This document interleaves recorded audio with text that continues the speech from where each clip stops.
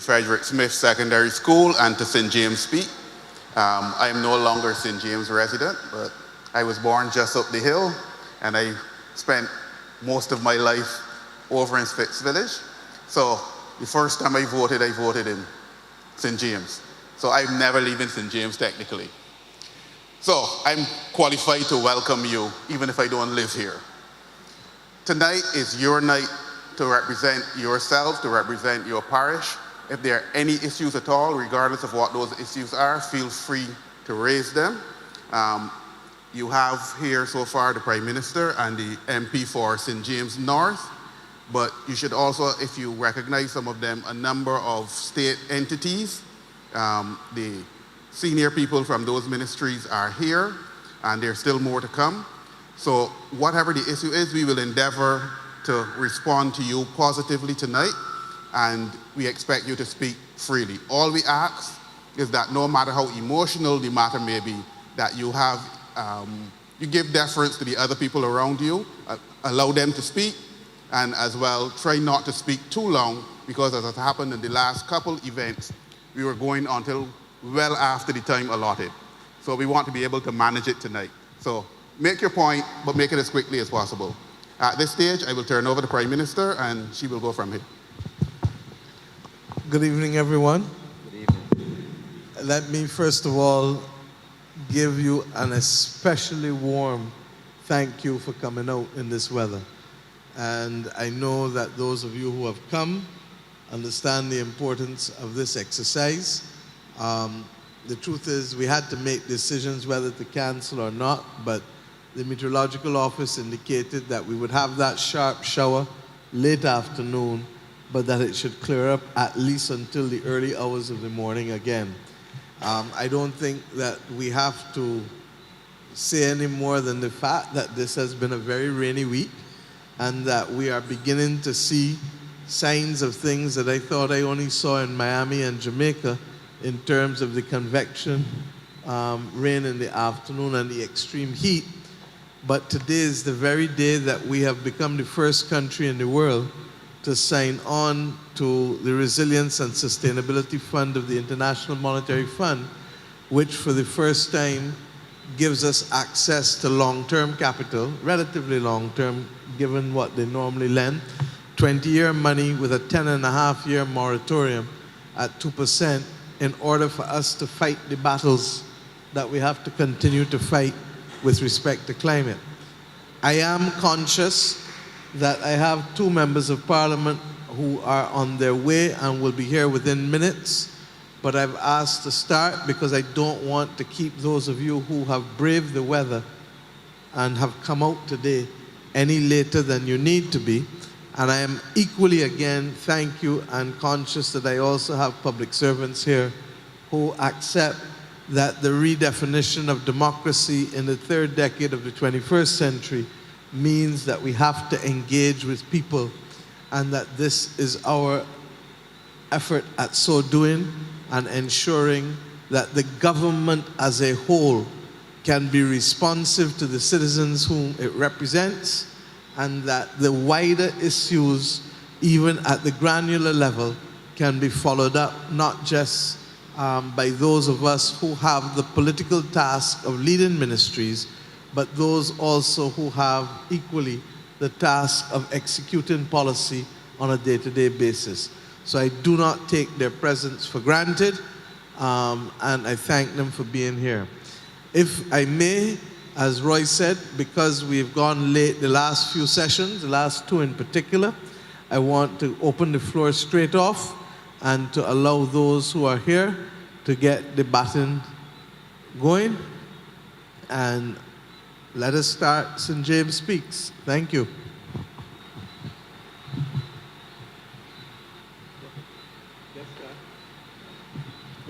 Just give us name, and you will notice that you will see me write and Roy writing, and it is because even beyond tonight, those things that cannot be resolved tonight, we follow up assiduously with Mr. Morris as the Director of Citizens Engagement, and with people who write my office each and every day. Okay? So, thank you.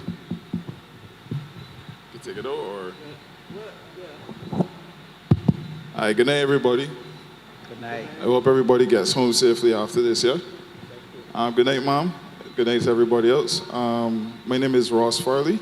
I live in, you can hear me properly? No, what's the name, sorry? Ross Farley. I live in Bagatelle Terrace, St. James.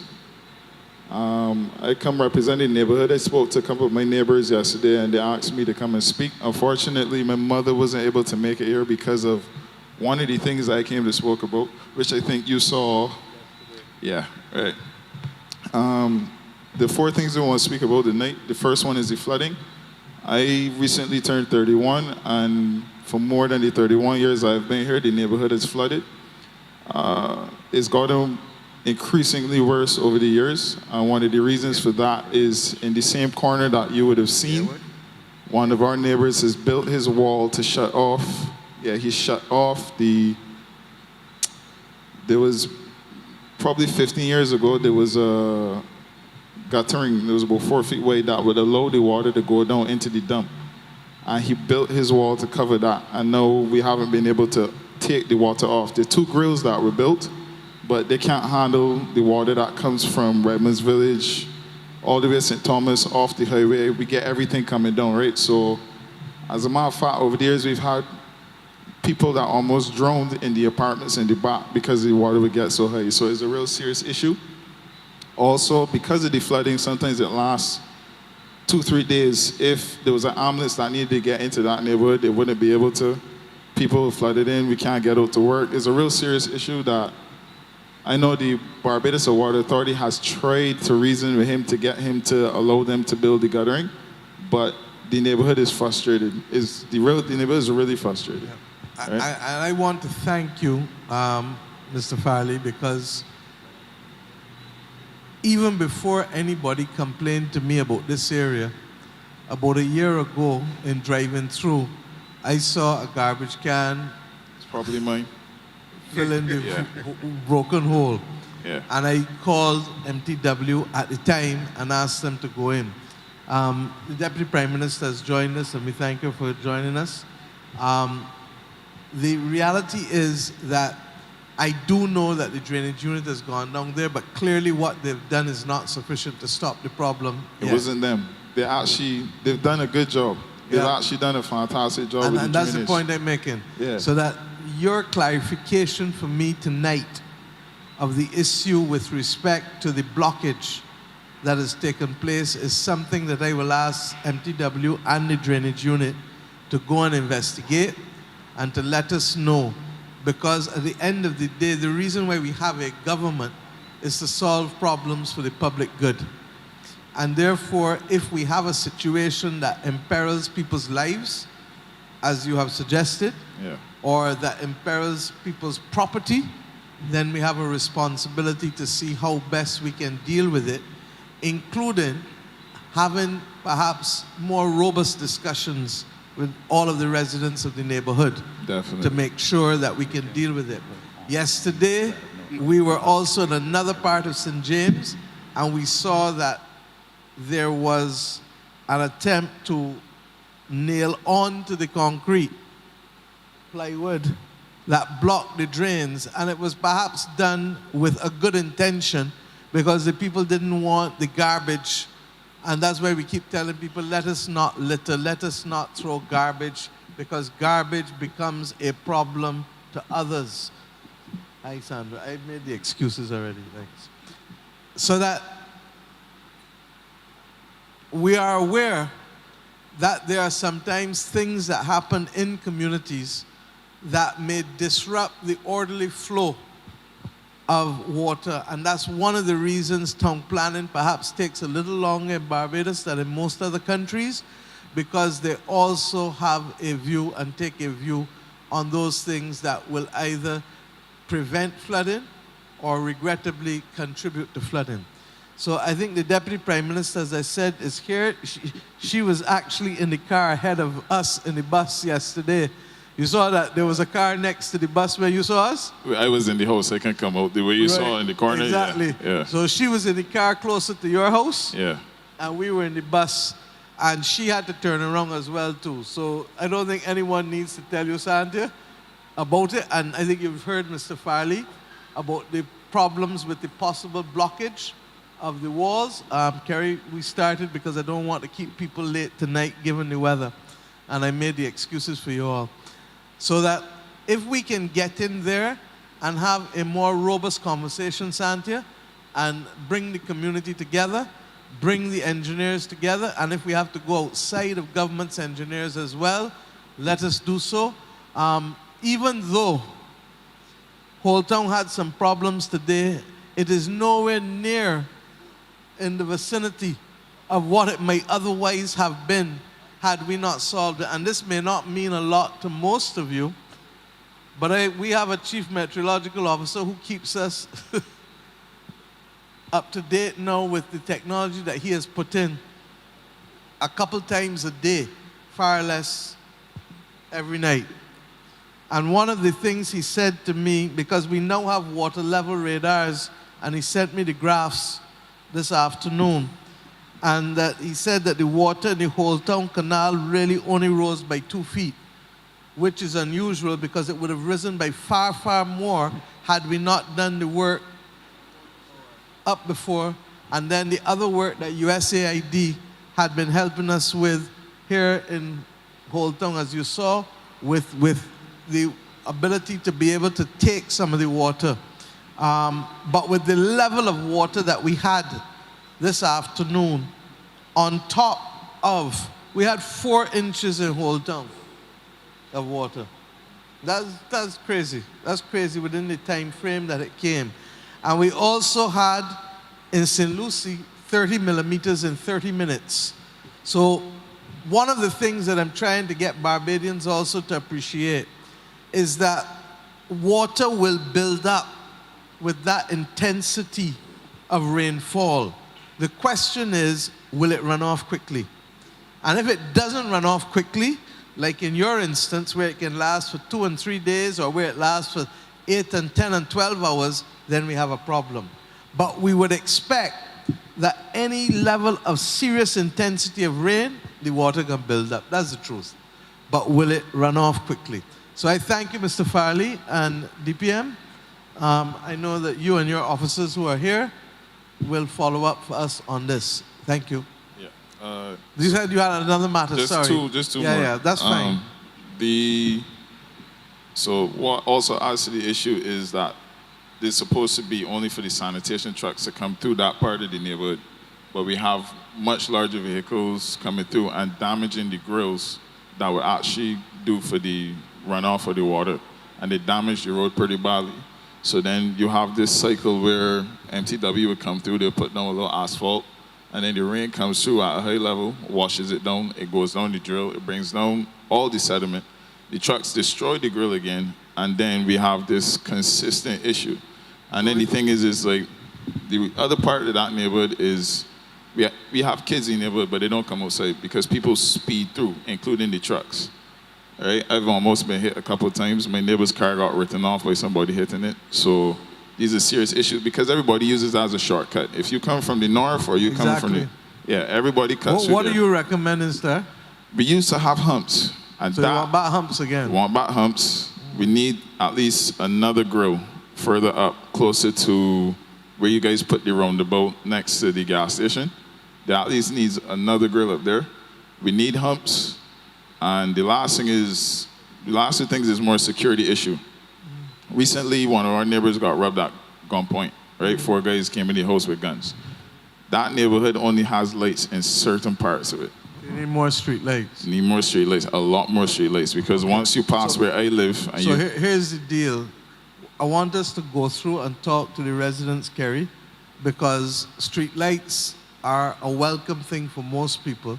But there are some people who also will object. So we just need to keep everybody on board and to let everybody know that we're doing this for the greater good, that it is always easier for a person to put dark out curtains and be safe than to have no lights and people be at risk.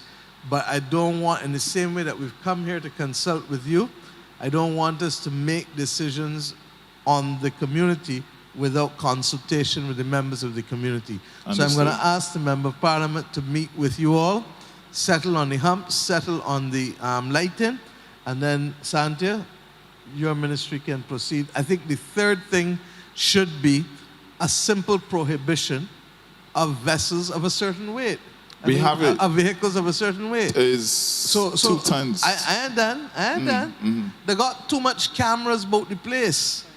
And we can find cameras to put up so that we're in a position of capturing the license numbers for all those people who want to break the law with impunity. You understand? And I've insisted that we need to use the technology where available. And this is a perfect area where you have a high pole with the cameras, a number of them, and that we are in a position to capture at different points where people least expect it, that they've gone through. If you are prepared to break the law, then be prepared to pay whatever the consequences are for breaking the law, for moving through there. Yeah? No problem. And that pretty much sums it up then. Thank you. So, Yeah, Kerry, man. you and Mr. Farley will think, and then let the DPM know when you're ready. Yes, who's next?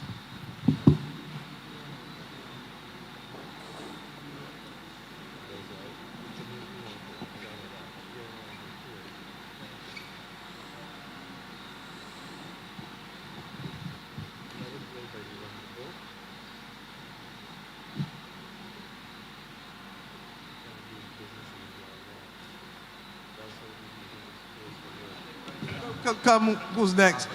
Mr. Farley, I want to thank Mr. Farley for coming, doing your business, and go on and do what you got to do. That's how democracy is supposed to work. Lord bless you. Good evening, Madam Prime Minister and other members of Parliament. My name is Limbrook Kamabach. I live in Ashton Hall in St. Peter, and I'm here to represent the residents of Ashton Hall, or to speak on their behalf, the residents of Ashton Hall and the WIM. Now we have two. The first one is not very unique, but it is really something that we are very concerned with, and that's the quality of roads in Ashton Hall. They are really, really bad. We have to change suspension parts very often, and these roads would be Millionaire Road. Unfortunately, persons, when they come through that road, smile because it is called Millionaire Road, and that is not supposed to happen in Millionaire Road. Then there's Reservoir Road, and there's Graves Road, as well as Corbins Road and Clark's Road. Clark's Road is an important route in that it takes traffic off Highway 2 or Ronald Map Highway to Spikestown. That is a very popular road, but it's very, very bad. All the roads in Ashton Hall. You don't have to tell me. I used to have a very close friend who regrettably is no longer with us. Okay. His name is Barry Downs. Yes, I know Barry. You understand? So I know up in the little bit. The truth is that, look, I'm not even going to fool you, thank you. The DPM will tell you. We inherited a situation where roads, for the most part in this country, had been ignored for 9 out of the 10 years. That's the fact. And in the last year, before the last government changed, roads started to do, but even with the best will in the world, what they did was to start and leave, it was the IDB road program, and they started some of the residential roads and the CAF, but it was very limited. The government has had, and perhaps one of the largest amounts of funding that we have for anything is roads. But the scale of the number of roads that we have to do is huge. So this gentleman took me up in there late last year, and we have asked MTW to address some of them. Yesterday we did Rock Dundo as well in Sion Hill, Sion Hill, Tenantry Road, no? But they're different ones. So the Tenantry Roads we will deal with, Asante will tell you, separately from the main arteries and the main highways. You're going to get some relief. Okay. But you can't get all one time. They're not fooling you, because what you are reporting to me and to us here, multiply it by 30 constituencies. Swear to God. But what is the good news is that we've identified funding from CAF, the second CAF Roads project. For those in the Scotland district, we've identified funding, as you know, from the Chinese, and those have now started as well, the Chinese government. And we have the residential roads program as well. And then the main highways like Carmichael Road in St. George and up by Searles, that is the Inter-American Development Bank road program. So between all of those, and then I've asked the Ministry of Public Works to put together a list of equipment for what we call the Rail Tenantry Roads program. Okay. The one when it's set up like this, when people got to walk with 2 pairs of shoes and plastic bag, or people at risk of stumping the toe because they have lived forever in communities that have never seen any kind of paved road at all. And we believe that we have 13 depots, yeah? And if we can assign 6 teams, that as we do the big roads, we don't forget the small roads where people live. Okay. But your issue, to the best of my knowledge, isn't only roads too, it's also drainage, correct? Yes, yes. That's what I thought. So they're also looking at, Mr. Yerwood isn't here yet, is he? They're also looking at the drainage issues. Okay. As I call his name, he now walked through the door. So Mr. Yerwood was with us last year when we went up in Ashton Hall, and therefore I know that they will continue to follow through on this. Santi, do you want to add anything to it? You good? Finally, just one last point I want to raise, and it has to do with the zoning of land in Ashton Hall and the Wim. Now, we have lots of land in Ashton Hall and the Wim, but most of it is in bush. The reason for that is that it's a Zone 1 area. All the land is owned by small, owners, but it's a lot of land because there are many owners. I know sometime last year I heard that there's going to be a regrading of the zones in Barbados. And I'm appealing to you, Madam Prime Minister, to consider Ashton Hall and the Wim, even if it is at the point where you can allow one home to go on a plot. Because these areas are overrun with bush. The owners are no longer interested in these plots. But we have a land crisis in Barbados. I believe if some persons can probably put a house on each lot, we're just asking for one house on a lot. I believe that would help with the land crisis, and it would help to control the bush in Ashton Hall and the Wim. Thank you very much. No, thank you, Mr. Cumberbatch. I'll ask the DPM as well to maybe update us on the zoning legislation. And then I'll add to that, because I had some interesting meetings with the Gates Foundation last week when I met with Bill Gates and them. And we'll go from there. Please. Santi?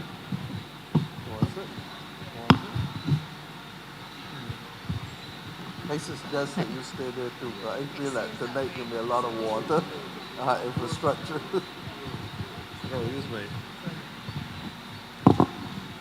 Good evening to you, everyone. Just to say that we've been working on the water reuse legislation, both Minister Simmons and myself, through the BNSA and the ministry, in particular Barbados Water Authority, on the zoning legislation. We've had to look not only at introduction of the legislation, but also how are we going to practically get people to look at the issues of plumbing codes when the legislation actually comes into effect. And so the teams have been meeting. We have the draft legislation. If you look on the Parliament website, you will see the draft of the legislation. But we wanted to make sure that we also had the water protection zones also sorted. And so the teams have been examining that. We've had to go back and to add a few zones. I believe in the next few weeks we will be able to complete that with a view to being able to bring that to Parliament. But there's a lot of other work that has to go on behind the scenes to make sure that when we bring the legislation, that we can give effect to bring relief to a number of the persons who've been affected in the Zone 1 areas. We want people to be able to clearly identify where the zones are, be clear as to exactly what they can do, what is the permitted uses in those particular zones. I hear the cry for being able to have one house on the land, but I think you can appreciate that obviously we are trying to protect the groundwater supply. And so they have been very careful in being able to identify what we can do in particular areas so as to stop the contaminants from being able to go into the groundwater. So that is coming very soon. I'm hoping before the end of the year, but the truth of the matter is we want to make sure that we have that information in terms of the clear demarcation of all of the zones going forward, so that when we launch that, the public is clear as to what are the permitted uses across the country. Thank you. And the truth is that in 1965, the year I was born, the Cabinet of Barbados settled the rules, and it was based on biological contamination and how long water would take to move. Since then, we all know that chemical contamination is as great or greater than biological contamination. And to that extent, that is why the Water Authority has taken the lead in pushing government on these issues. I regret that this thing started from as far back as 2007. And it has taken us as long, and it represents everything about how we have to change our system of governance, because it takes simply too long to do these things. I've gone further, and I'm sorry that Dr. Seeley is no longer alive, because he, more than any other person, would have heard me on these issues. There has to be technological solutions in the 21st century, third decade, to deal with some of these issues that we are still fighting up with. And last week, I haven't even had the chance to discuss it with the Water Authority people since returning, but we're discussing with the Gates Foundation and others the work that they have done and the research that they have brought to the market from others that look at how we can protect our water resources and by having safer sanitation. And there may be some solutions. It's a little early to talk about, but suffice it to say that the government is in active discussion to see how we can find solutions that will unlock, Mr. Kamabach, the potential of the land that regrettably has been allowed to lay idle as a result of the circumstances that we have. Okay? Thank you. Hi, good night, Prime Minister Motley, all other government officials. I'm Kimberly Strawn from Porter's St. James. I'm really here tonight just seeking a very simple clarification regarding masking in schools, particularly for kids under the age of 5. So in previous directives, and as per the guidelines of the Ministry of Education, kids were required to mask on school campus, now just indoors only. But as of the Gazette published, dated September 22nd, the actual legal wording has changed somewhat. It says, if you read section 3 of the official Gazette, 3.1, no person shall without reasonable explanation, D, be in a school or other educational institution unless he wears a face mask which covers his nose, mouth, and chin. So school is one of the places that the mask mandate has remained.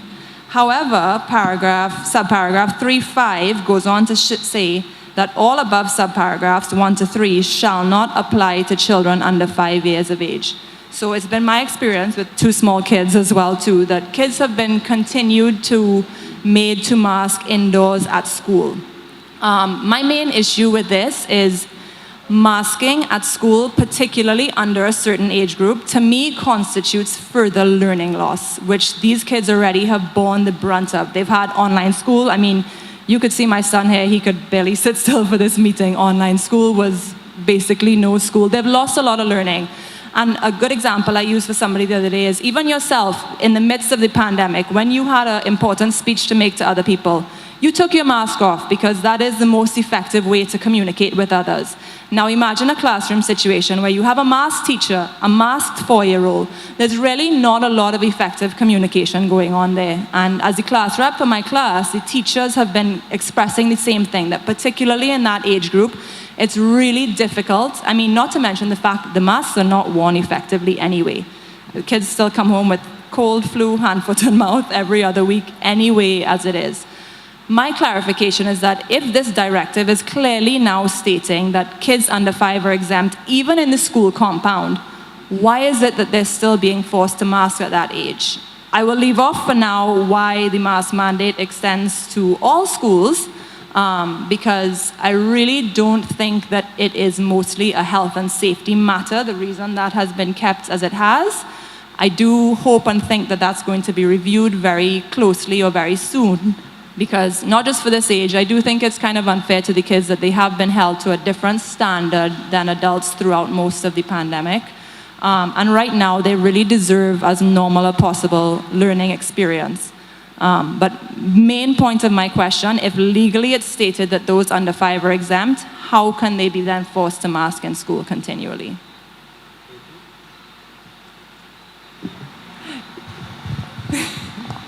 I sent an email to you yesterday, you may see.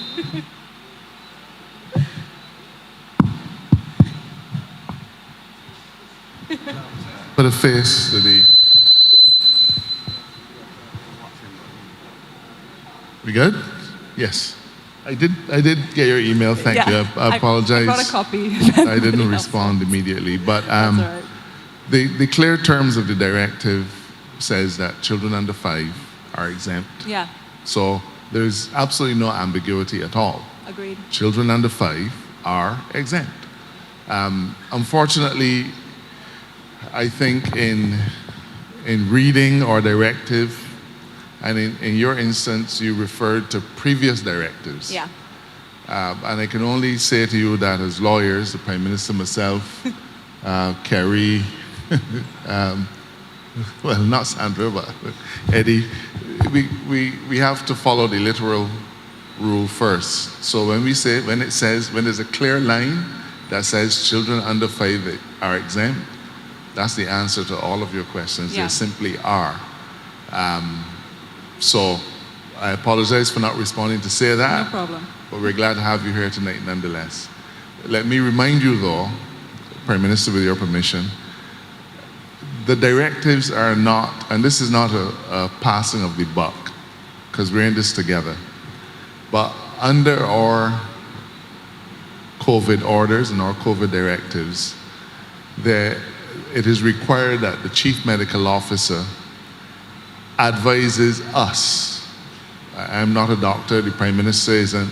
So in every instance, the Chief Medical Officer advises us as to what level of restrictions are required at any given time. So from day one until now, whenever we've prepared a directive, it has been on the best advice of the Chief Medical Officer.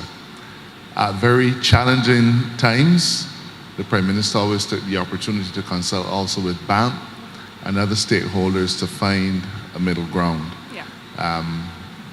So I can assure you that at every instance, we've prepared directives, taken into account all of the interest groups, but also, more importantly, following the best medical advice at any given time. At this point, we are down to very few restrictions. Masks is one of them. There were people who were saying, well, the directive is ambiguous in relation to optional. And I had to say, well, the word optional doesn't appear in the directive at all. Yeah. So that it's open to you to wear a mask tonight if you wish. So I think people tend to get a little anxious, and I can only urge that we, in every instance, look to see exactly what we've written. I hope that answers your question, ma'am. No, it does, and I do agree with your point, and particularly from a medical standpoint, obviously. I took my grievance first to the Ministry of Health, who I do work closely with as well, too. And I think it is, at this point, there is very little medical evidence for the masking in schools as compared to the rest of the environment. I mean, reading specifically WHO's guidelines on basically COVID restrictions and directives within a school should reflect directly those of the greater population or environment. So to have them be more stringent than the greater environment is really not necessarily in keeping with those larger medical governance bodies' advice. So that would just be my question. As I said, I do hope that for the rest of school-age children, it is reviewed soon. I know that there's a lot of stakeholders in that same engagement, but that does clarify for me. I guess for my own too, I could read the directive as much as I want and tell a principal that it says XYZ, but unless they hear it more officially, people are scared of and also keen to follow what is being told to them. So that does clarify, and I'll take it. I want to thank you for raising it. I want to thank the Attorney General for the clarification. And I want simply to say that normally the Chief Medical Officer would be here. He has been at all the other meetings, but there are meetings going on with the Caribbean Public Health Agency and the Pan American Health Organization, and both he and the Minister and the PS, in fact, all three of them are out at those meetings representing the country now. What I will say to you is this as well, that those areas that have been left back, my understanding of it, are areas that they perceive to be higher risk. But I do take your point that in particular with schools as opposed to nursing homes and prisons, where there is limited movement and greater concentration, because people are either restricted from moving or cannot move, that in schools there's a slightly different variance to those other two. And I know that the CMO is not an adamant man. He's a man that recognizes science, but he also recognizes human behavior. Okay? Thank you. Thank you.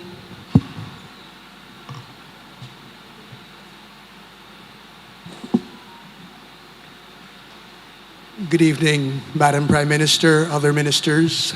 My name is Peter Thompson. Back in April 2020, Mr. Tony Hoyos, who was on the Jobs and Investment Council, asked me to send you and your economic development team a memo which outlined my idea for a long-term visa for remote workers. You took that idea and implemented it with stunning brilliance, I have to say. Before you go any further, I need to disavow, because I can tell you the story behind the remote visa, and I don't doubt that Mr. Hoyos dealt with you. I don't even doubt that you submitted it, but the truth is that the digital welcome stamp didn't necessarily come from there. But I am glad that we can find consistency, because great minds obviously think alike, with those who handed me the idea and yourself who was thinking along the same way once there was a prohibition of short-term travel, largely because of the pandemic. But Okay. I've continued to enjoy your writings, nevertheless, over the period of time Well, thank you. in the newspapers.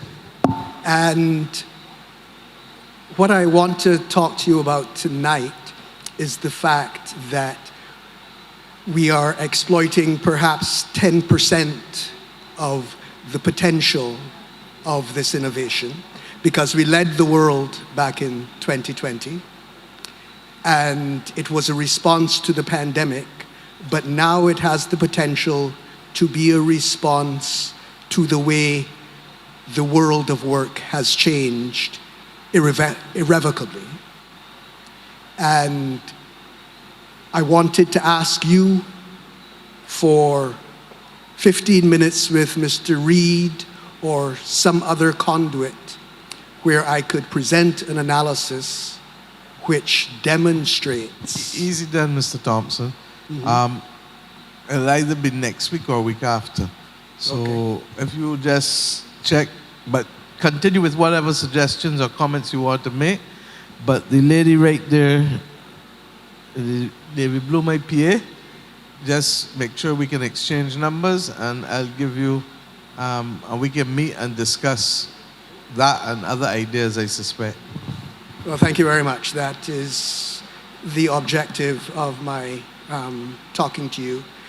I do want to point out that, as I'm sure you're aware, Thailand and Greece and Spain and everybody else is stealing Barbados's thunder. And this is certainly the largest economic development opportunity that I have seen for Barbados in my 66 years on the planet. And so I really am anxious that we make the very best use of it. Thank you, Mr. Prime Minister. We'll meet next week. Thank you. Shanda, please.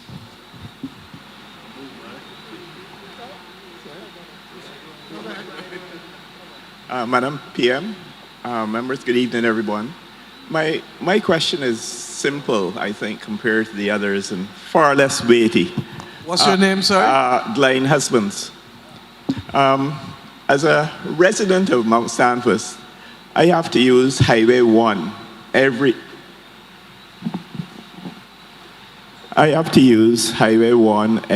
day. Glenn, you're looking more like your uncle. That means I'm getting old, ma'am. What I'm concerned about is the behavior of the public service vehicles on Highway 1. I mean, any time of the day, almost, weekends, easy periods, you're stuck behind 10, 12 vehicles. The public service vehicles pull to the right when they're stopping.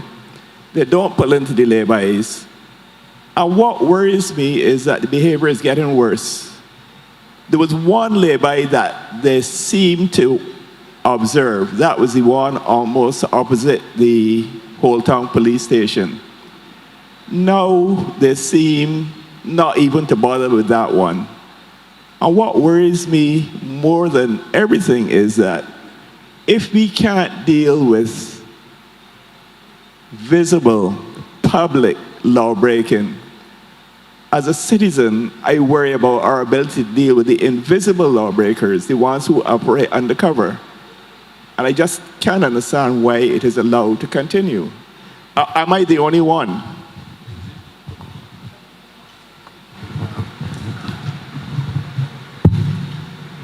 Yes, Mr. Husbands, your concern is not only noted, but sometimes I wish I had a siren in the vehicle when I'm driving that I could pull them over myself. The reality, though, is that we simply do not have enough police officers to deploy constantly on every stretch of every road. It's not just St. James, it is if you're going towards Oystains, just about any road that you're going on, there's a level of lawlessness on the part of PSV drivers. We've had numerous meetings with them. There are a couple of initiatives that we are looking to put in place. We are looking to put in place GPS monitors. We are planning on having a new transport arrangement where, in terms of how they relate to the authority that supervises them, that is the Transport Authority. And I can give you the assurance that we're going to be putting measures in place to deal with that. What we need really is a firmer hand on the PSV drivers. But that is not, while the police can be involved in that, given our resource challenges, we simply can't deploy enough police officers for that purpose. I will say to you that as you drive around Barbados, especially on Highway 1, you will probably have been seeing cameras mounted on poles and so on. And that is an important crime prevention strategy. I can only ask that when you see these things, that you respond to them, because when the police are monitoring cameras, they're not necessarily monitoring for traffic issues like that. They're monitoring for different kinds of criminal activity.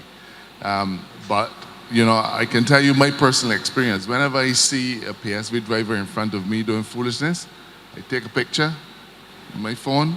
I stop first, of course, and I send it to the Transport Authority and begin the process of sensitizing for them the kinds of challenges that we're having. But it's going to involve the Ministry of Public Works that has responsibility for PSV drivers, and working with the law enforcement, we hope to be able to strengthen our responses to that kind of lawlessness. But the most vigilant people for us are going to be people like yourself. When you see it, just take the time to report it to the Transport Authority, because a lot of these things are not necessarily police issues. We would tap a lot of police time stopping a PSV driver and charging him and going through the court process. That's not necessarily desirable. The Transport Authority is the regulatory agency. So when we have PSV drivers who are constantly breaking the rules and regulations, the court system is not the place for them.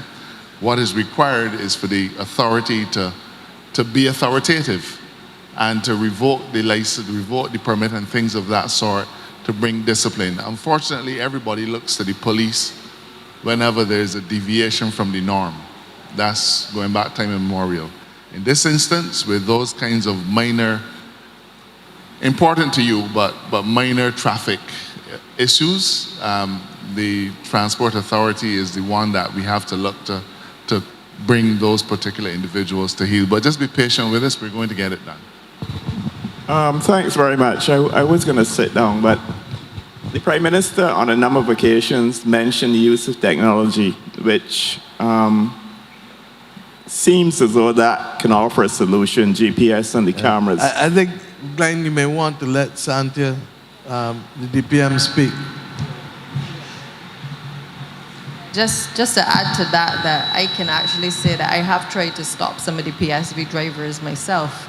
And actually scolded them for their behavior. So unlike the AG, I don't know if the Prime Minister put a female in this position to be able to take these harsh actions, but I can tell you, sir, and the public, that the associations have been meeting with the Transport Authority. There have been some discussions with the police as well to try to put in place some regulations to be able to govern the sector.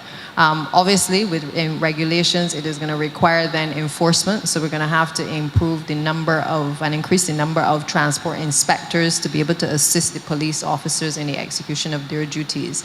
But it is a concern to us. I think we're all road users. We see the foolishness that is being done on the road sometimes. That's not to say all of them are driving badly, but we recognize that without standards and without enforcement, we're going to end up in a situation where we will continue to see the reckless behavior. So that will be coming very shortly in terms of the regulations, and then meeting with the various PSV operators to go through the rules and the regulations with them as well. Just a quick suggestion. American Airlines, when it has a problem, doesn't blame the pilot necessarily. There's an owner who they always seem to escape. And we hear people talking about the drivers. I don't honestly think the issue is the drivers. I think the issue is the owners. The other point, just before I sit down, because I don't want to prolong, is that I would love to be able to upload any video from my dash cam to a portal somewhere. I don't know if that is available, or if the public knows where these things can be uploaded, these pictures can be sent along with a caption, but that would be my suggestion. Thanks. I totally agree with you. That is something that we're working on, but the truth is the ability of us to be able to capture the owner is a very important part of the new regulations that will come on stream.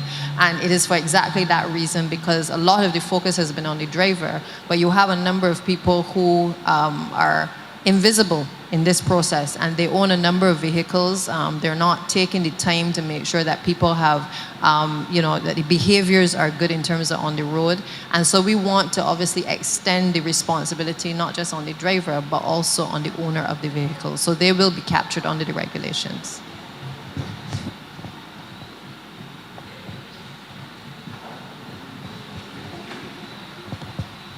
Thank you for raising it, and we go forward. Yes, sir.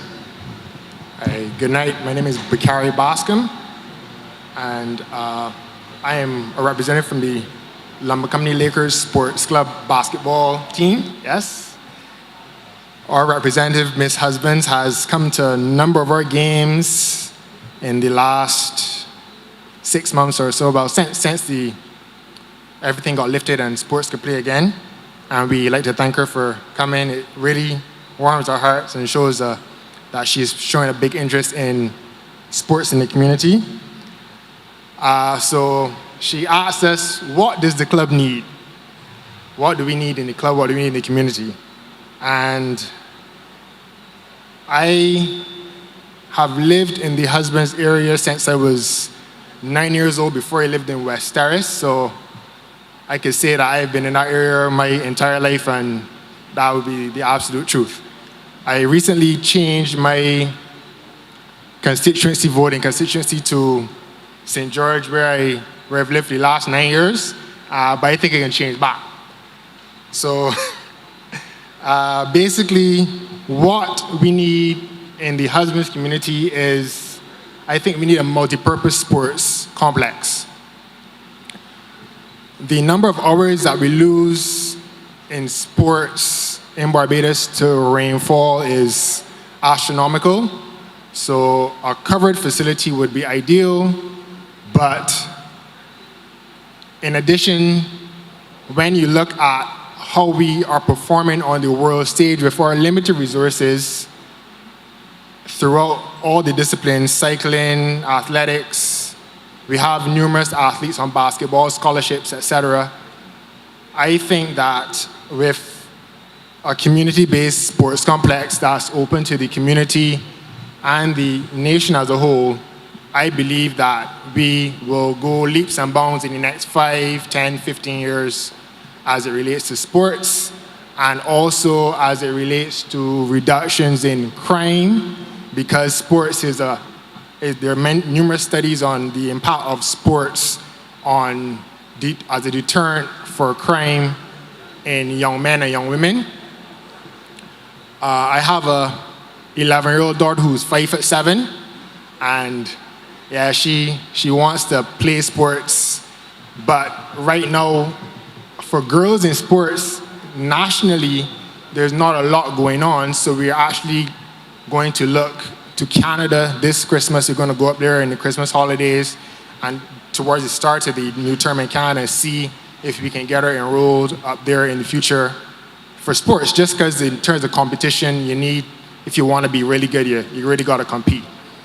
But, so what we need in husbands, there's a large portion of land, I don't know the measurements, I don't know how large it is, but it's a pretty big plot of land where the husbands courts is. If you come up from Western School, coming back towards Western Light Church, on the right-hand side where the basketball court is, it recently got rebranded, got painted over. It's a beautiful area. We're trying to get that turned into, this is the area that I have earmarked for the community-based sports center.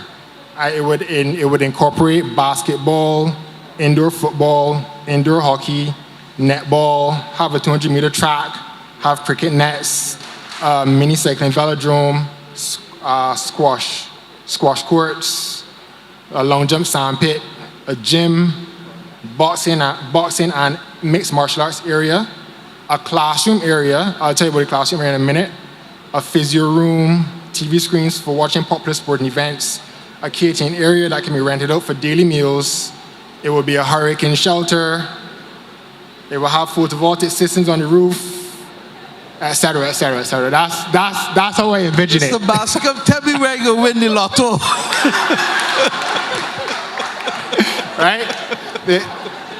Madam Prime Minister, they say you got ask big. No, and then. I agree with you. Look, I call my Minister of Sports to respond to you, because you will understand that what you're doing is setting the gold standard. Yes. And we want to get there. Yes. But like with everything else in life, there's a process to get in there, because I want to make sure, look at this school. At the end of the day, look at what is in here. Mm-hmm. When Billy Miller was Minister of Education and this school was built, it was intended to be a multi-purpose indoor facility as well. So, but I gotta do what before I could get there? Yes. Right now, the water coming down on my head as I speak it all the time. So we gotta make sure that we fix the roof. Yes. And for those who knew what this school looked like at 1, 2 o'clock with the rain and the pumping of the water that had to be done off at the side, that's our experience on a daily basis. So I absolutely, absolutely support you. Trust me. But as I said, I'm going to let Charles answer, because I think you need to know where we are going and how we intend to get there. But we're going to keep your idea like the North Star and the gold standard. Good evening, everyone. Good evening. Mr. Bascom, thank you for the question. I too am trying to get the Minister of Sports to do a similar project at Gore Hill in St. John. working on that. The truth is that we're looking to build a lot of the communities in terms of upgrading the facilities. We have started the lighting program across the country.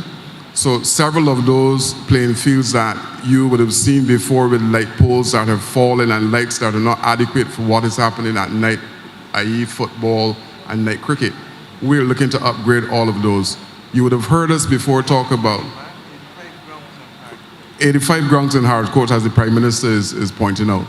You would have heard us mention the mini stadium before, that we're looking to put in place across the country as well to benefit communities in terms of being able to stage events at those locations with a cost recovery for the clubs from the specific areas. But there are a couple of things, there are a couple of projects that we're working on that will be deemed to be priority. As everybody in the room is aware, we're looking to get this stadium back into shape for our athletes. So what you're talking about is happening. It is coming on stream. It is good that you have a 5'8" daughter at 11 years old, 5'7", because we need those kind of players not only in basketball but in netball as well.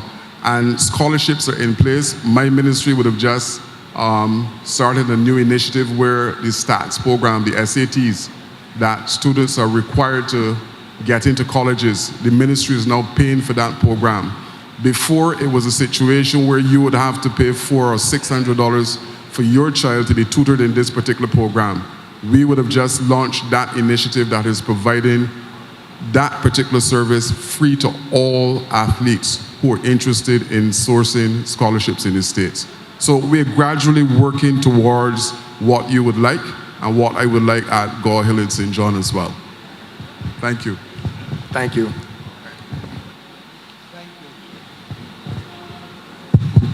Yes, Reverend. Good evening, Prime I Minister. know that you can reach the heavens and come back down to the ground. But good evening, Prime Minister. Good evening, ministers. DPM, this question really is directed at for you. Now, I live in St. James North. Let's begin by saying that. But I have a lot of interest in St. James Central. And over the past couple of years, we have had an issue in St. James Central as it relates to Prior Park, that Prior Park area. I heard Ross speak earlier with respect to the Bagatelle issue, so I wouldn't go there. But Prior Park, for example, Prior Park Terrace and the surrounding areas, the road infrastructure there is ridiculous. I do know that maybe sometime late last year, early this year, we would have seen some patchwork done along that road, which we're thankful for. You know, the residents really appreciate that.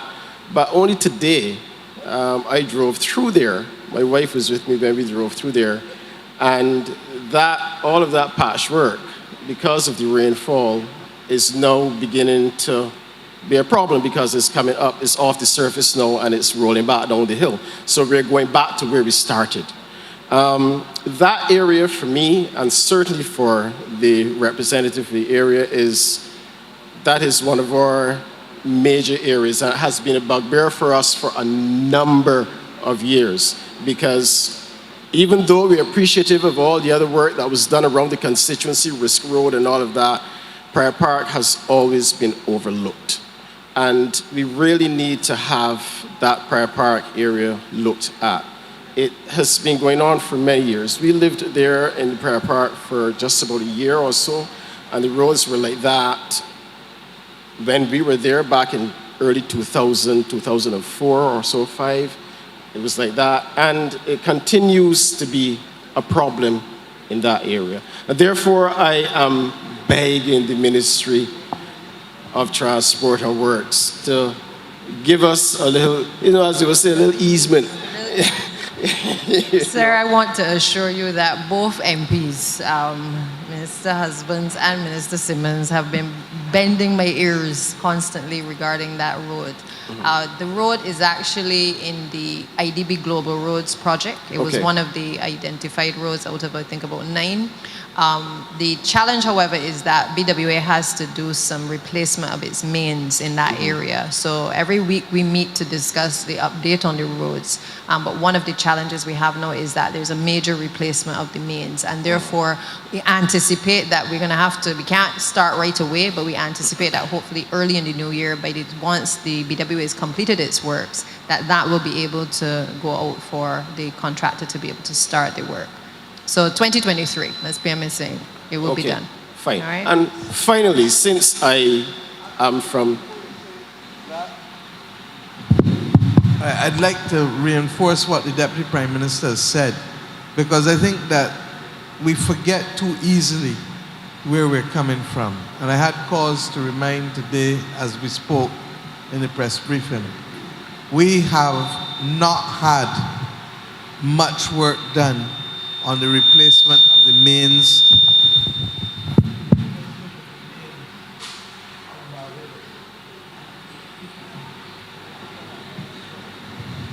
Let's make some more working, please. We've had a lot of work that we've not been able or not seen done. And the government, as I said, took the conscious decision to put the Water Authority on budget to provide $30 million and $35 million each in the last 2 years. And we've had to do that because we are literally running up a hill now trying to play catch up. Brown water in St. Lucie, St. Peter, Prior Park, and elsewhere in the north, unacceptable. But why do we have brown water? Because, as Santi would tell you, we still got the cast iron mains that the British put down 120 years ago. When we came to office, Mr. Leslie, you told us what? That only 1.5% of the mains had been replaced of the 2,500 kilometers of mains. And with the best will in the world, it is going to take this country about 15 to 20 years to replace the entire mains. And the British did it when they had an empire. We simply have a country. Yeah. Okay? So I want us to be clear that when you hear me talking overseas and trying to make a case for us to access adaptation funds or for us to get grant funds or for us to do all of these things, is because on top of these mains that are corroded in some instances, we have a groundwater crisis. And the groundwater crisis is not just peculiar to us, it is a consequence of the climate crisis globally. And in some parts of the world, it has gotten so bad that people can't even farm. In fact, when you really look at it, the problems in the Sahel region in Africa and that northern Nigeria and northern parts of a lot of those countries in Africa come from a lack of access to water, and hence, taken to its worst extremes, end up with Boko Haram, etc. I was with the former governor of the Central Bank of Nigeria, who is an imam, and he was making the point last week to me that 80% of the people in southwest Nigeria are above the poverty line, and 80% of the people in northwest Nigeria are below the poverty line. Now, I make these points to drive home that the water issues are going to continue to be a major issue, and therefore we have to prioritize them. Against that backdrop, I asked the Water Authority for a procurement plan, because the other part of the problem is that the supply chain globally has been disrupted. And the best example of what we could have faced was when we had to replace, what's the correct word, for the props, for the pumps there in the bell, that they were waiting on 18 months for plates to come out of China. Couldn't get the plates from China. And in the end, we still haven't gotten it, but we had to make decisions to take out the cast iron Pipes. was beams, cast iron beams that were literally rusting away, because if that pump fell, it would literally not be capable of being replaced in under 9 months to a year in a best case scenario. And it affects what percentage of Barbados? 30%? So that 30% of the country would be without water properly. You will get trucks, but in terms of pipe water for 9 to 12 months in a best case scenario.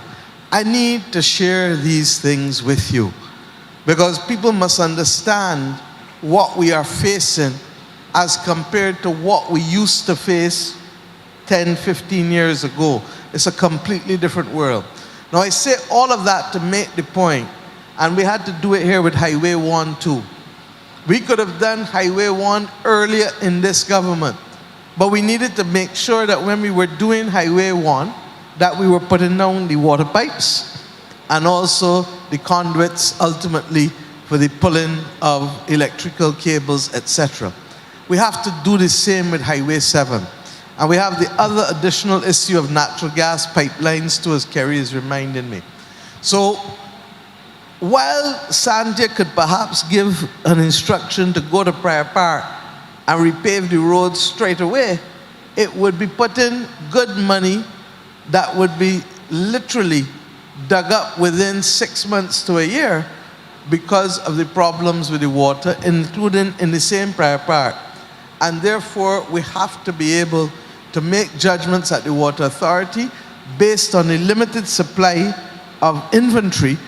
Who are the communities that are greatest in need of the pipes and the fittings and the different other things that they need in order to be able to lay down at this point in time. So I'm asking for a little bit of patience. We're trying to explain to the public what we're facing so that people understand that this is not an arbitrary decision, but it is one that has been well considered. And as the Deputy Prime Minister said, she's heard her colleagues over and over and over, but she's also asked them to just give us a little time in order to make sure that there is a seamless provisioning of the pipes for the reasons that I've just outlined to you. And I apologize if I'm a little more expansive in the answer, but I really feel that Barbadians need to know what we are facing, why we are facing it, and how we intend to deal with it. Thank you. But thank you, Prime Minister, because to be honest with you, you have just cleared up a lot for me, because I was going to, I was just about to ask another question or make another comment with respect to St. James North, the road, on the Porters Road, which I live on. I have to traverse that. We have to traverse that every day. Now, our problem there is, and now I understand, but one of our major problems there is that old pipe that you talk about. And it ruptures like every few months. And you get, when it ruptures, then the road collapses. And there's always a big issue with that. So thank you. Those were just the two things I wanted to highlight. And thank you very much. Thank you. And I think that, Mr. Leslie, you can appreciate, we hear you, but there's some communities that are pretty much in worse condition. And we're trying to deal with some of them first. But we're coming, help coming along the way. The last discussion I had this afternoon too, we met with the World Bank and the World Bank mission. We are not entitled as of right to a loan from the World Bank because our income status is too high. And that's why once again you see me making the points for the restructuring and the repurposing of the World Bank, because all of these things are global public goods. We're going without water, we're going without food, we're going without the ability to be able to have public health and also to be able to educate people, as we discussed with the young lady earlier. Every country in the Caribbean is facing the same thing we are facing with respect to water. And we've raised with the president of the bank, and we've raised with the bank again this evening, and they are now saying that they're looking to do a study to see how they can bring all of us together within the region, because we can reduce the cost of capital if we can have a diversified set of risk. And if all the risk is consolidated in one place, it is always going to be higher than if we diversify the risk. So they're beginning to listen to us on a few things, but we really, really, really need some adaptation funds globally, and we need some loss and damage funds. Because at the end of the day, the reason why we're in this position is because the Industrial Revolution, for the most part, has literally spawned the increase in greenhouse gases. And then secondly, it continues with obviously the burning of the fossil fuels. And what you saw happening this morning with the explosion of that gas line, Lord help us. Because the truth is that methane, as much as we can contain CO2, methane is the thing that is going to carry us to the tipping point quicker than anything else. Okay? And that is found in leaks in oil and gas pipes, in the manner in which we control waste, garbage, and finally, how we currently, the practices we use to raise livestock, quite frankly. Okay? Thank you. Thank you. Prime Minister, ministers, ladies and gentlemen, good evening. Sorry. My name is Calvin Husbands. I just wanted to... Raise it a little, exactly. Yeah, okay. My name is Calvin Husbands. I just wanted to raise two issues with respect to the Appleby Gardens area. One of them is with respect to overgrown lots within the area. And for example, there's one directly opposite my home. And over the last 5 or so years, myself and some other neighbors have taken it upon ourselves to trim parts of the lot for security reasons, the whole issue of harboring rodents, etc. And we would have spoken to the minister before the last election with respect to dealing with the law. But it remains an ongoing challenge, which I gather plagues the country as a whole. The second issue which we face is respect to the heavy deterioration of the roads in and out of the development. Two of those roads, one is Appleby Road, the other is Clark's Road. Ironically, those roads were used during the rehabilitation of Highway 1 as a detour. It compounded the deterioration of the roads, and now it is almost a case where you shift one hole, you're falling in another hole. So you literally can't miss holes getting in and out of the development. So those are two areas that hopefully, sharing with this forum, we can get some kind of relief at some point. Thank you. Thank you very much, DPM. I think on the rehabilitation of the Abbott and Clark's Road, yeah. And then AG, you want to just speak very briefly on the legislation that you're proposing to bring on the private lots, overgrown lots? I can tell you that we are very near to completing a draft statute which will see obligations of a more onerous type than currently exists being placed on property owners.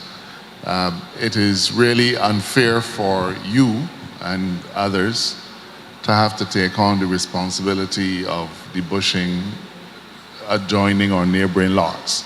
Of course, we always encourage self-help, okay? And it is in your community, so you have a vested interest in doing it. So I don't want to discourage you from doing that. That's always an admirable thing, but we recognize that all across Barbados, individuals who own land, and often they actually reside on the premises, have not been taking seriously their responsibility.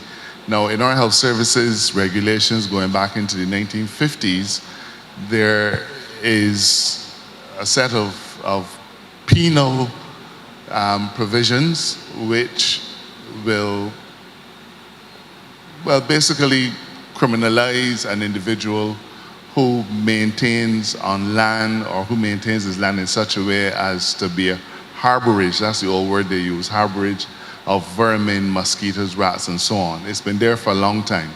But the fine is a very small fine, and it simply is not practical. So we're trying to transform that entire legislative framework to modernize it so as to provide a greater incentive or perhaps a greater penalty for those individuals who are keeping their lots untidy. And I have to say that in all of our consultations, we recognize that government is equally the culprit. And the Prime Minister has, while it is a challenge, we recognize that we simply have to lead from in front. Now, of course, the concept of fining government or penalizing government is a little bit peculiar, but I can assure you that we are taking the responsibility for clearing and keeping government lands clean, whether it is the side of the road, whether it is a government plantation, national housing lands, wherever it is. We are going to lead from in front in that cleaning process, so that when we impose on landowners a more onerous obligation, they will understand that we're serious about it. But I've committed to the Prime Minister that certainly before year end, we will have that statute before Parliament. Thank you, and may I thank the AG, because one of the significant things we're doing is trying to move away from an old system of criminal penalties, fine and confine, to one of civil penalties, where it is not a criminal penalty, but it hits you where it matters most, in your pocket. And therefore people will make an economic decision, hopefully, that it is cheaper to pay somebody to clean the lot than it is to have to pay the fines that are continuous. With respect to public property, I think that everybody at this table have called me the chief inspector, because I am the one, and the others in Public Works know, and the others who go on the rub and shoulder stores know, that I really find it disgusting that we continue to have roads with bush growing on the side of the road. And I have a simple point to make. Grass does not grow out of cement. So that if you clean the road and remove the silt at least once a week or once every 10 days, 3 times a month, the grass can grow to 3, 6, 8, 9, 10 inches.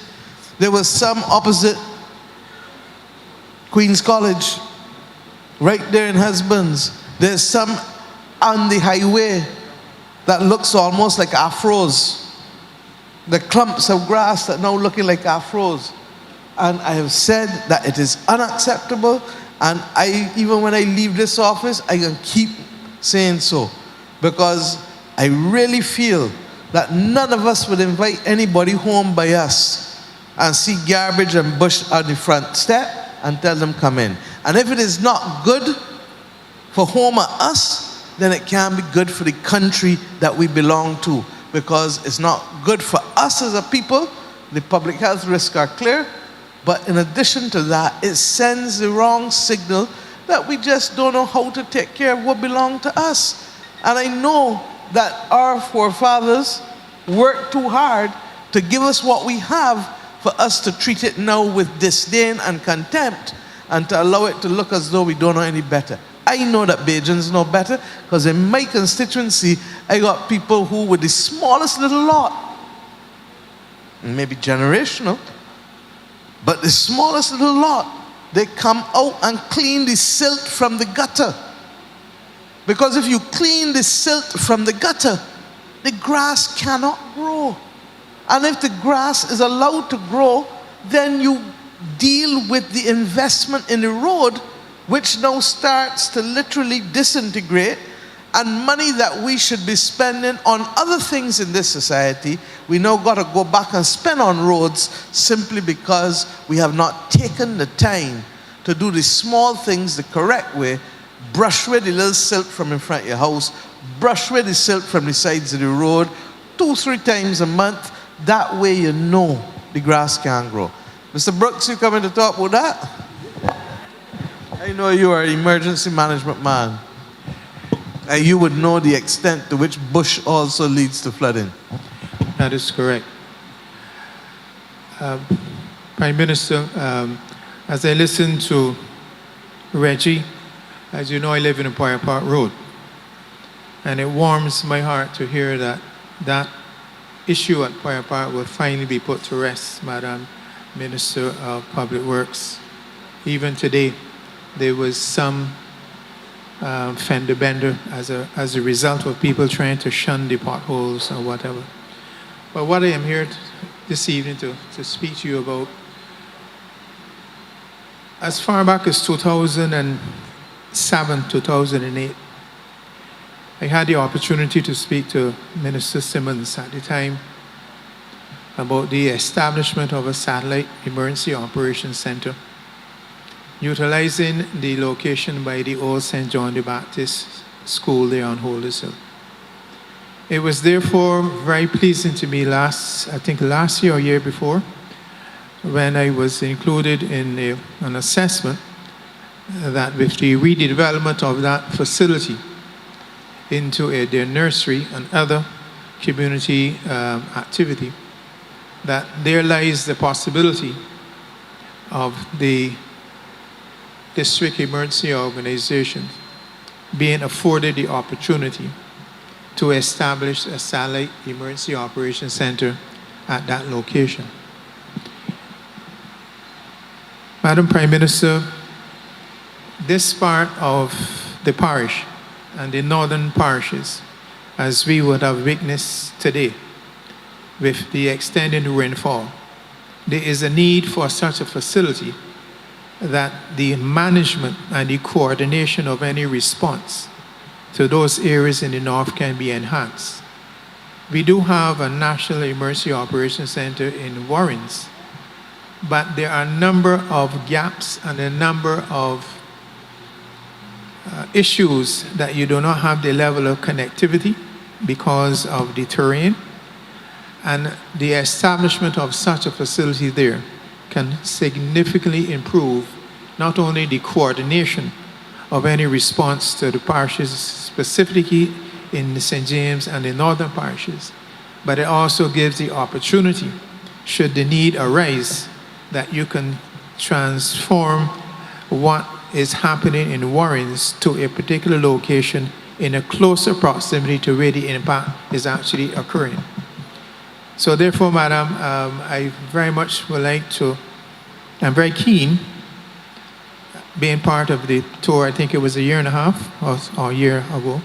And I sincerely hope that it is still within the plans in the redevelopment of that facility, because I think it can It add was value. actually late November last year, and some of the work is going to be done by the Maria Holder Memorial Trust, yes, and some is going to be done by the Ministry of Housing. So it will happen, but it is very much in the planning processes now. Okay? That is much appreciated. Thank you. Thank you, my brother, sir. Yes, ma'am. Good evening, everyone. My name is Diana Ford, and I live in the northern section of St. James. To me, it's the most neglected part of St. James where I live. But tonight, I want to speak about lighting. Lighting on the highway which leads to the north. From the time you Highway leave, 2A. 2A, yeah. Thanks. From the time you leave the airport, it's like daylight. You can see the curbs, you can see the line in the middle of the road. There is even lines, there are lines at the two ends, the left and the right. But from the time you get to Redmond Village, you're in the country, no lights. It's a good thing that Barbadians are prayerful people, because if at any time me, a young lady in a car by myself, if I should get a flat, what will I do? Tell them you are young. I am young. What will I do? I am now have to ease out and hope that a nice young gentleman, old gentleman, young lady that could share with me to change the tire. I can change the tire, but if I cannot see what I'm doing, what help is it? I am begging to get some lights on the highway 2A, because that stretch goes right down to Milner Quarter, and it is pitch black. It is dangerous because you do not see the holes in the road, and today you will pass and there will be no holes. Some rain will fall and there will be wells, and you would not see them, and especially if water is in the hole. And people are not as considerate as once before. People will come and they will, if you easing up to ease through the hole, they're blowing the horn. We want to old people that's what they say. When the old people don't stand off the road. Are you ain't telling them you young? That's what they say. I don't get the chance. But the lights. I beg. Hear you, Sandy. You heard. Yeah. Okay. Go ahead. You spoke already, but go ahead. I hear you, ma'am. Again, all 30 MPs are usually, excluding the Prime Minister, of course, but all 30 MPs, 29 MPs are usually requesting street lighting. As Kerry was saying to me just now, St. James seems to have been particularly neglected, and it's something that we're looking into. I think I'm actually bringing a paper tomorrow for some additional funds to be able to pay the Barbados Light and Power to make sure that we're in a position to get them to coordinate some additional street lighting. And as Prime Minister indicated earlier, she's asked the MPs to just send the list of those areas, in particular the ones that we're going to have to prioritize, because we can't do all the same time, but we have to look at the areas where there may be issues in terms of safety, in terms of risk to life because of the darkness of the area. We're just going to have to prioritize because the resources are limited in terms of what we can do, but we have to make sure that we're able to bring some lighting to the communities. And when you get those lights, I want bright lights like up by the airport. I don't want them things that you can't tell where you're going still. Thank you very much.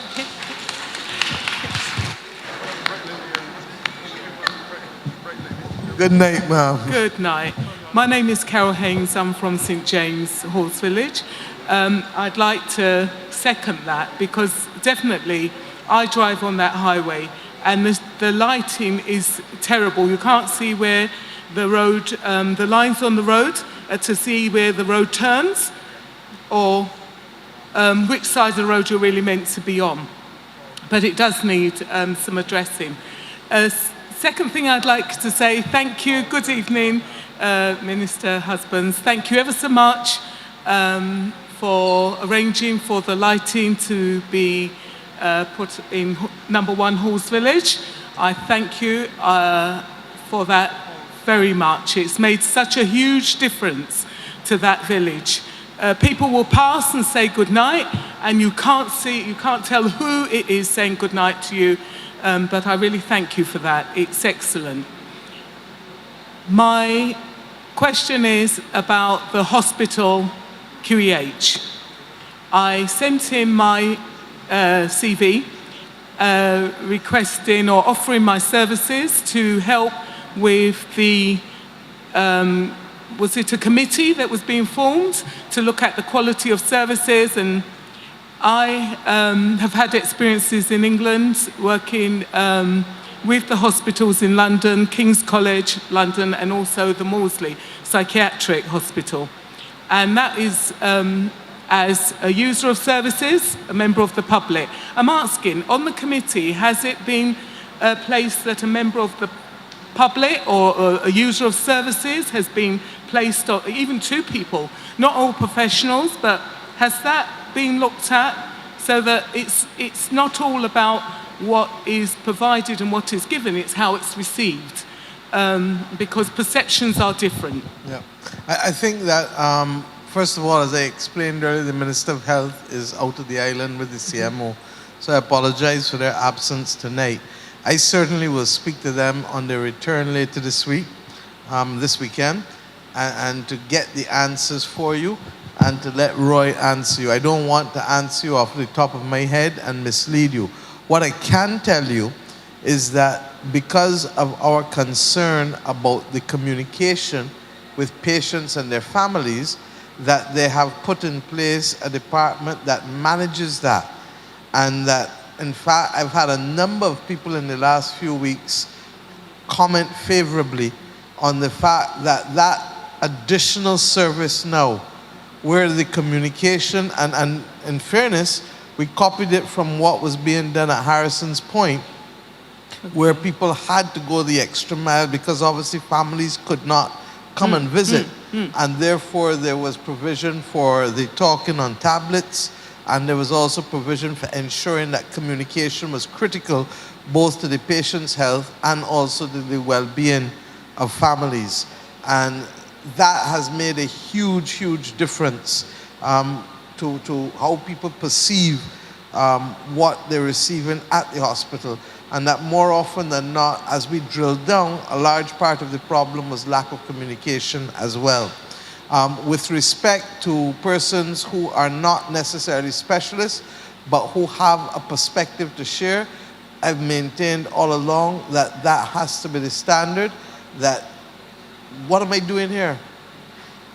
I'm coming as Prime Minister of this country every month, and I'm listening to ordinary citizens tell me, along with the rest of our cabinet and MPs, what you think ought to be done. And then with the public officers to see how best we can meet your concerns as taxpayers in this country. So we will certainly find out for you the specific answer to the question that you've raised, but generally we are in support of the broad principle. And Sandra was whispering to me as you were talking what some of your concerns were. So we'll get back to you and to give you that answer as soon as they're back. Thank okay? you. Thank you very much. Good night, Madam Prime Minister and all the others at the head table. My name is Faye, and I'm from St. James North and Weston in particular. And I have a lot of issues, not only me, but the residents of that area. And I must say that we have an excellent MP. However, you can't be excellent and all the others leave you out and nothing is being done, because come election, me and the others can be mad and we ain't voting. Wait, this is what Eddie's put you up to come and say? No. I want to make sure, because I'm about to tell you what he has benefited from or will benefit from. And if he hasn't updated you, I can recite it to somebody else. Well, you better, because Edwin can't put words in my mouth and he knows that. But anyhow, one of my concerns in fact, I think the people from the Sports Council are here and can confirm that as recent as yesterday, we signed off on a multi-purpose hard court for the people of Weston, not true? And I thank you for that, Madam Prime Minister, because that was one of my issues. However, when you do that, I want you to remove the area where the garbage now stands and find an area for the persons who live in the back to have their garbage removed from the side of the road, because it doesn't look good. Hey, we are the Mecca when it comes to tourism. We are known as the Gold Coast of Barbados. However, nothing is being done on the Gold Coast. The roads on Highway 1 after you pass Line Road. You said nothing is being done? I'm not sure. Not at all. I'm not sure that the Treasury reflects that when the cost of Highway 1 on the West Coast was over what, $15–16 million, Sandy? We want to see it, Madam Prime Minister. It's all right to say it, but we want to see it. Action. But that's the point I'm making. The road was paved, new water mains put down, conduits put down. Let me finish. From bottom of University Hill all the way down to right here in Old Town. And let me finish.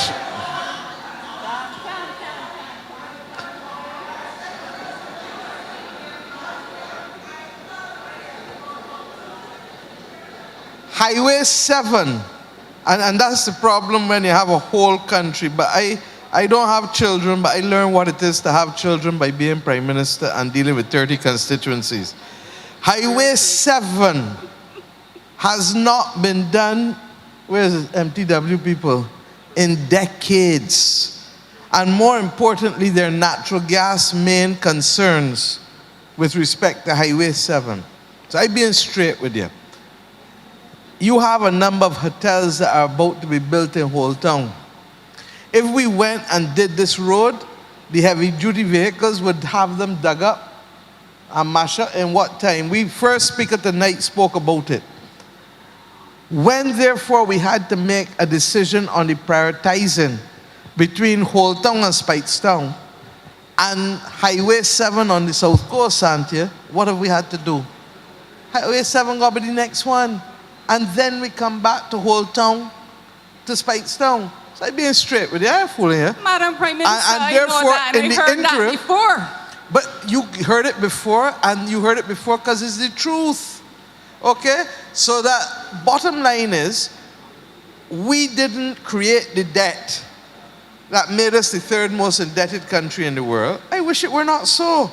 And I wish, therefore, that I could spend a lot more every year. In fact, I actually have access to more money than I can spend in each year, largely because I still have to bring our debt down from where it is. Now, let me remind the country where it is, because I hear a lot of people talking a lot of loose talk about how this government now owe more than the last government. When we left, when we became the government, and the last government left, you know how much debt Barbados had? $17 billion. You know what our debt is today? In spite of the borrowing that everybody talks about, after a pandemic, $13.6 billion. So we've come from 177% debt to GDP. We went down to 118%. At the height of the pandemic, we went up to about 144, and we're somewhere about 126, 127, somewhere around there now. Okay? We're going to get there. But I would like to tell you that I can put all here for you before putting some for the Christchurch MPs. And in fact, the Deputy Prime Minister lives on the South Coast, so that she knows it daily, day in and day out. So I beg you do. When they only got one chicken and 10 people got to eat, this Sunday, some gonna get gravy and some gonna get little meat. Next Sunday, others who had gravy can get little meat and the rest can get little gravy. And regrettably, that's how we're gonna have to do. But I know you understand it better than most, because you are a past master at making things stretch. Madam Prime Minister, and I applaud you for bringing our debt down. I applaud you, but we still have issues. And I said earlier, this is the Mecca for tourism. As is the South Coast. Don't ever forget that, because while St. James may provide the revenue, the South Coast provides the jobs. That is true. Okay. Not in the winter season, in the summer.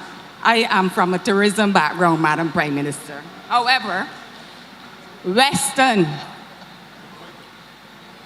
I want you on my team all the time. I will never falter, so you don't have to worry about that. And I will always vote because it's my democratic right. However, if I have to attack, I will attack. That's why I want you on my team. All right, apart from the roads, and I spoke about the garbage by the center, and I thank you for bringing that center alive once more.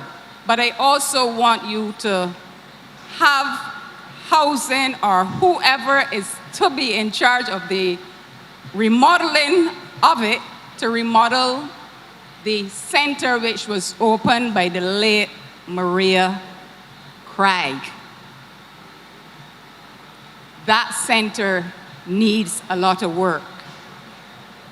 There are a few people in the area. From time to time, we will go and repair a board here and repair a board there, but it needs mega work. We also had the students from the UE painting. You know, but it needs fixing.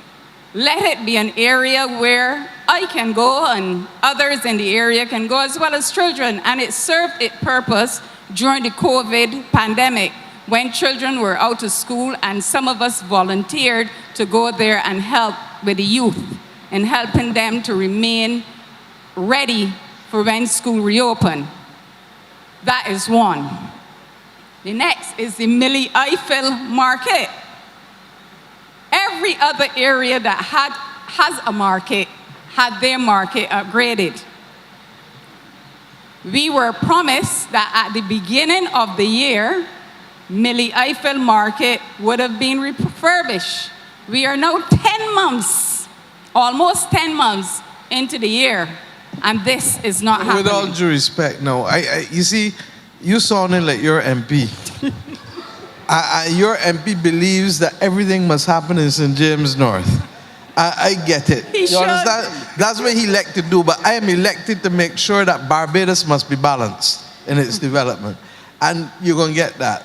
But right. believe you me, the port has already adopted, and they've been doing it systematically.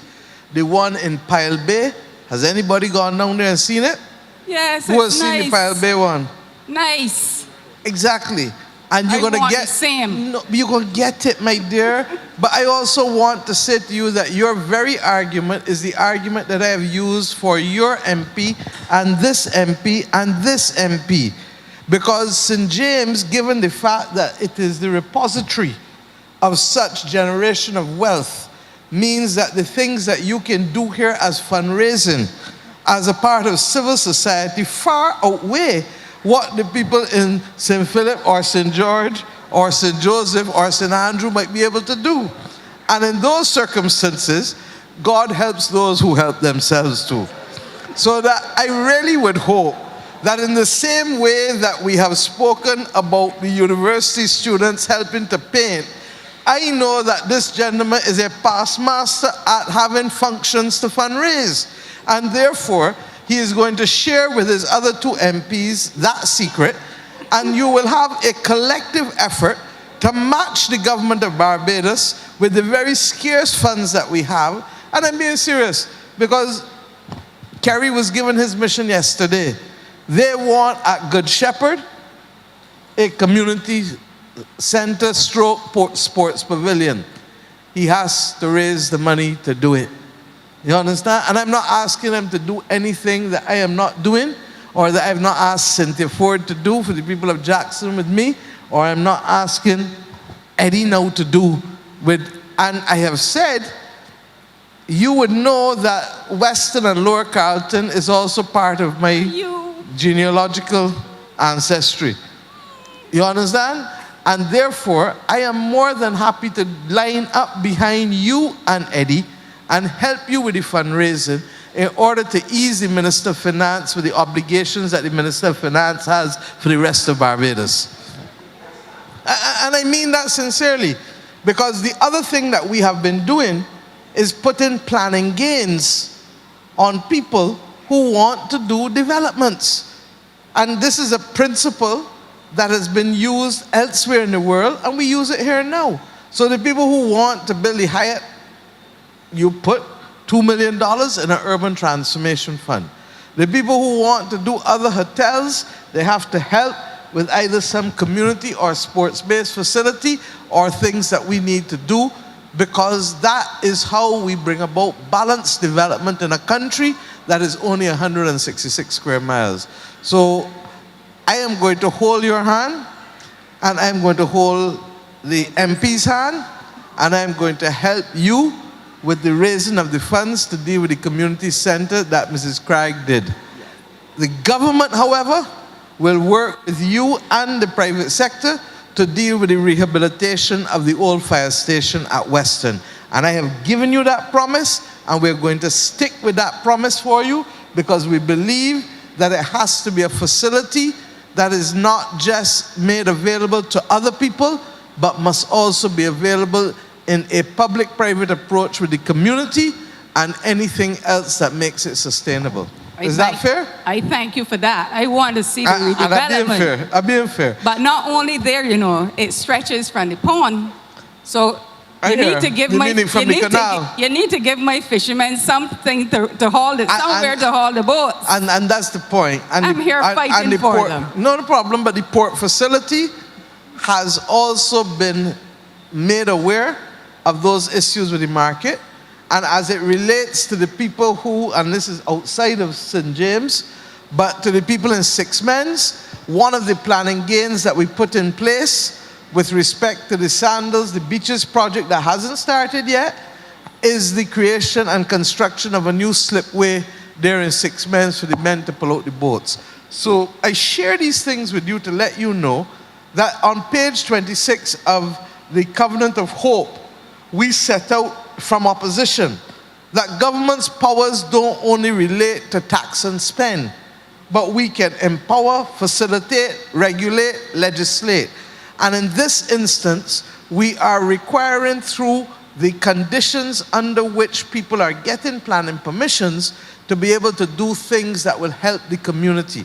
So rest assured we can get there. But wasn't happening. Rome wasn't built in a day. I thank you, but I want to see it in my lifetime. And I want coastal I would hope to that be... you're going to live more than 3 years. So, Okay, Madam Prime Minister, I plan to go to 106. yeah, I hope so. But I hope you have coastal in there with you because I have no beach. And that is because of the many groins that are being placed on all the beaches. The groins by all may the wealthy persons Don't let me get that. and cause problems. The groins, no. The groins may exacerbate the situation. But there are two fundamental issues. As I understand it, sand moves and beaches move. Before there was the climate crisis, there are people who are old who would tell me that where you see the road now in front of Shafet Accra, that was beach 60, 70, 80 years ago. You know where I learned to swim? By me. No, I learned to swim down in St. James, don't get that. I learned to swim at the back of the Harbour Police Station that is now beach. And as a 3-4-year-old child, I see Glenn running his head and Mr. Blackman. As a 3-4-year-old child, I forget the name of the policeman, was Lorenzo Best? Lorenzo Best. He'd take me, and I still remember it because it was clearly traumatic. And he'd do so, boom, and throw me in the water so. That was not a beach. In our lifetime, we have seen the realignment of beaches even before people decided to put groins on the West Coast. So that's the first thing. Successive governments in Barbados, and this is the point I keep making internationally to make the case for us as well, successive governments have borrowed tens of millions of dollars, probably more than $100 million in the last 20 years, dealing with coastal defense systems. Because Mr. Leslie will tell you that if we don't deal with the coastal defenses and there's saltwater incursion into the aquifers, what happens? They're lost forever, correct? Or at least until somebody comes up with some technology to bring them back into use.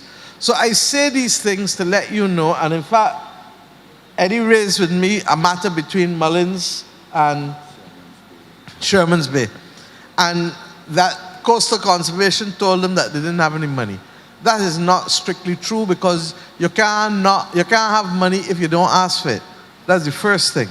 And secondly, there are too many agencies now with whom we are doing business from the Green Climate Fund right back through for us to start to make a compelling case to be able to do more coastal protection. And that is why we are out there working so hard to try and get some funds, but as grant money wherever possible.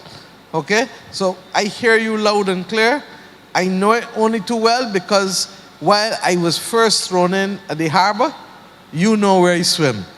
And where I swim, the beach getting smaller and smaller. So I share the same concerns as you and give you the assurance that this issue of coastal protection. When people come to Barbados and ask me, what's the consequence of climate crisis? I tell them, go in 6 months and ask the people where the people used to live on the beach side.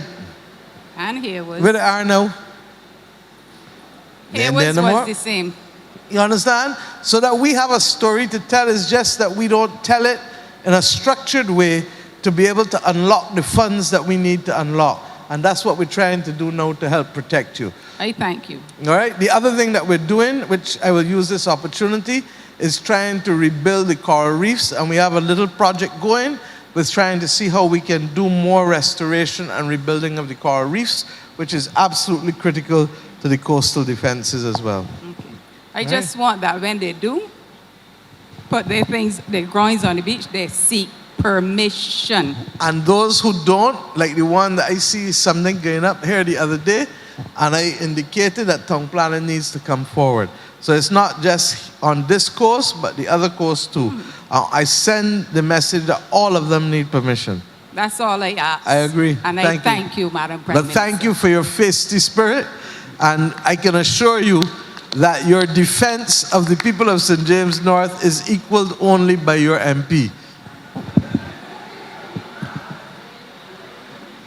Good night, Madam Prime Minister and distinguished ministers, ladies. Stephen Downey, Trent, St. James. Madam Prime Minister, I can be very, very brief. But I want to speak on tourism and I want to speak on coastal matters too. But first of all, in your last budget, Madam Prime Minister, you spoke at length about the situation on Highway 1. And you spoke about the manholes flat, flat, flat, flat, flat, flat. But Madam Prime Minister, they ain't flat, flat, flat, flat no more. They bring it down. Anyhow, I want to be done with those manholes.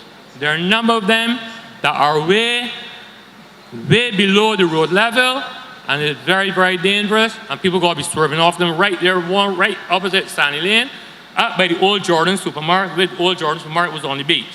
Now, it is drawn to my attention in most of my life in tourism, both working in the hotel industry and being self-employed for the last 40 years in my riding stables.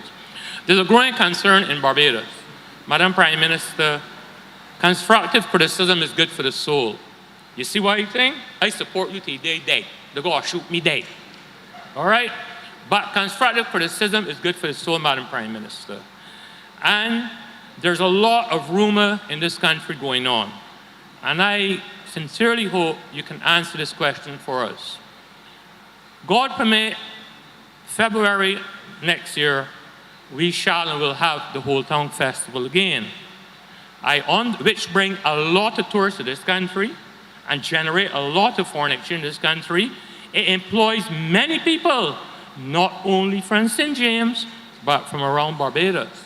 I understand from reliable sources, and the gentleman who is allegedly bought the properties, I understand the library must go, the police station must go, the courts must go, Surfside Bar and Restaurant must go for development of a tourist, of a massive undertaking of a hotel. Now, this is a great concern. I think that the people in this area, certainly me as well, have been held in the dark. Can you kindly enlighten us, the people of St. James North, the truth if that sector of land have been sold and that the police station is supposed to go up above here? I don't know, it drop off a back of truck, but I get calls from all the way, and I have many Canadian tourists in Sunset Crest who are very concerned about what is going on with what is historical Barbados, and Whole Town have served its purpose for the last 300 years. The Whole Towns Festival is a very, very incentive to tourism in this country. It generates a lot of foreign exchange and many tourists come to the island. So I would like to know if, in fact, the properties there have been sold and the development is going up there, which means that we Barbadians and tourists alike shall no more have any more Whole Town Festival. I'd like you to answer that me first. First of all, Stephen, I want to thank you for coming here and speaking. I am still yet to see how you equate the development of a facility with the stopping of the Whole Town Festival. But in the event that others may feel so, let me start from there. There will be Whole Town Festival, so that there is no denial of the validity of the benefits that the Whole Town Festival brings, not just to the people of St. James, as you've correctly said, but to wider Barbadians who also participate in the festival. Secondly, you have a business that's been going on for a while that you use to sustain yourself. Most of us in here have jobs, but we have a hard core of unemployment in this country that we need to get rid of. And we have very, very few options left for us to earn money as a country, particularly since, as the National Population Commission has also said, we have not replaced our population for the last 40 years, so that we don't have enough people generating income. And regrettably, because a lot of our tourist product is mature, and I don't want to say aged, but mature and in need of refreshing. We are trying to pay our bills in the third decade of the 21st century with hotel plant largely built in the 1950s, 60s, and 70s. Agree? Yes, ma'am. That is why it gave me great pleasure to do the groundbreaking yesterday morning in Hastings to take on a site that had one of the oldest hotels, Ocean View, along with Caribbean. And may I remind us, both of those properties have been derelict for how long? How long? About 20 years. Huh? About 20 years. Near 20 years. Good. We have been waiting to be able to do other things, because if an investor comes here tomorrow, I can't think of 5 greenfield sites that we can send for new tourism development. Not on the coast. Can't I think of 5? Are we down to that last set of big ones now? So much so that those that are not using theirs, we need to find a way of really doing with them and come back, because there's more demand than there is available space. Now, why am I talking about hotels and tourism properties? Let me break it straight down. We need jobs for our people. And Owen Arthur was cursed for saying that land must have its highest economic return and value. And the government that cursed him for saying it came in and applied the same principle that Owen Arthur argued for, that he was cursed for by the same people. Correct? You remember? Yes, ma'am. I know you would remember. All this government has done is that we have put out an advertisement for both here, and we did it elsewhere in Oistins, but we said we're doing one at a time now. And to move what is civic facilities that have a limited number of jobs that are being provided for the police, for the librarians, for the persons who work in that civic center. If we move it across off of the beach, they still have the jobs, do they? Yeah, I agree. Okay. These services are still immediately available to anybody walking on the coast? Yeah. Okay. And that there is nothing in Barbados called a private beach? But on a point... Let me finish, and then I can let you talk when you're done, Skipper. At the end of the day, if we can put a facility now on that same spot, while moving the civic center that preserves the number of jobs that we have, and we can put a facility on that spot that can give us opportunity for hundreds of jobs, not to mention then the expanded work for the truckmen who got to deliver all the foods and the goods, not to mention the expanded sales for all the merchants who got to sell, not to mention the NCC approved licensed vendors who will now have a different category of persons out there to be able to sell to, not to mention, of course, all of these things. And we are conscious that even with respect to the matter of the restaurant, which is the only commercial facility out there on that block, that we should try to accommodate them. Because this government is not about destroying opportunities, but it is in fact about increasing opportunities where people can have a livelihood and where people can get jobs. And all that we are doing is repurposing existing sites that right now do not add to the economic value to allow me to help pay for Bajan children to go to the university with ease, or that don't help us to allow us to pay to do the expansion of the work. Who was it that was talking from? I didn't even get into the multi-purpose sports complexes. I'm talking about the other basic things that we need as a country.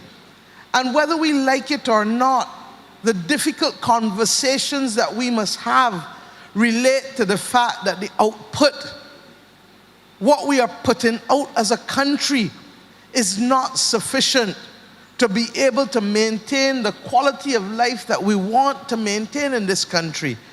And if we continue to kick the can down the road, then what we have seen happen in the last 15 years will only multiply and get worse and worse and worse. I would like, and I said it today, the Barbados Youth Advance Corps. We set it up in 2019 before the pandemic.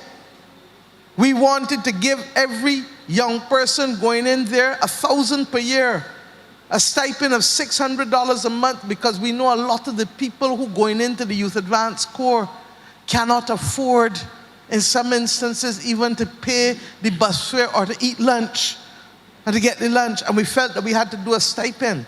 In order for us to continue, I've said to the Minister of Youth that we want to continue, but we're going to have to reset it at $400 a month in order to make sure that we're not just dealing with reduced numbers, but that we can keep the same 1,000 persons.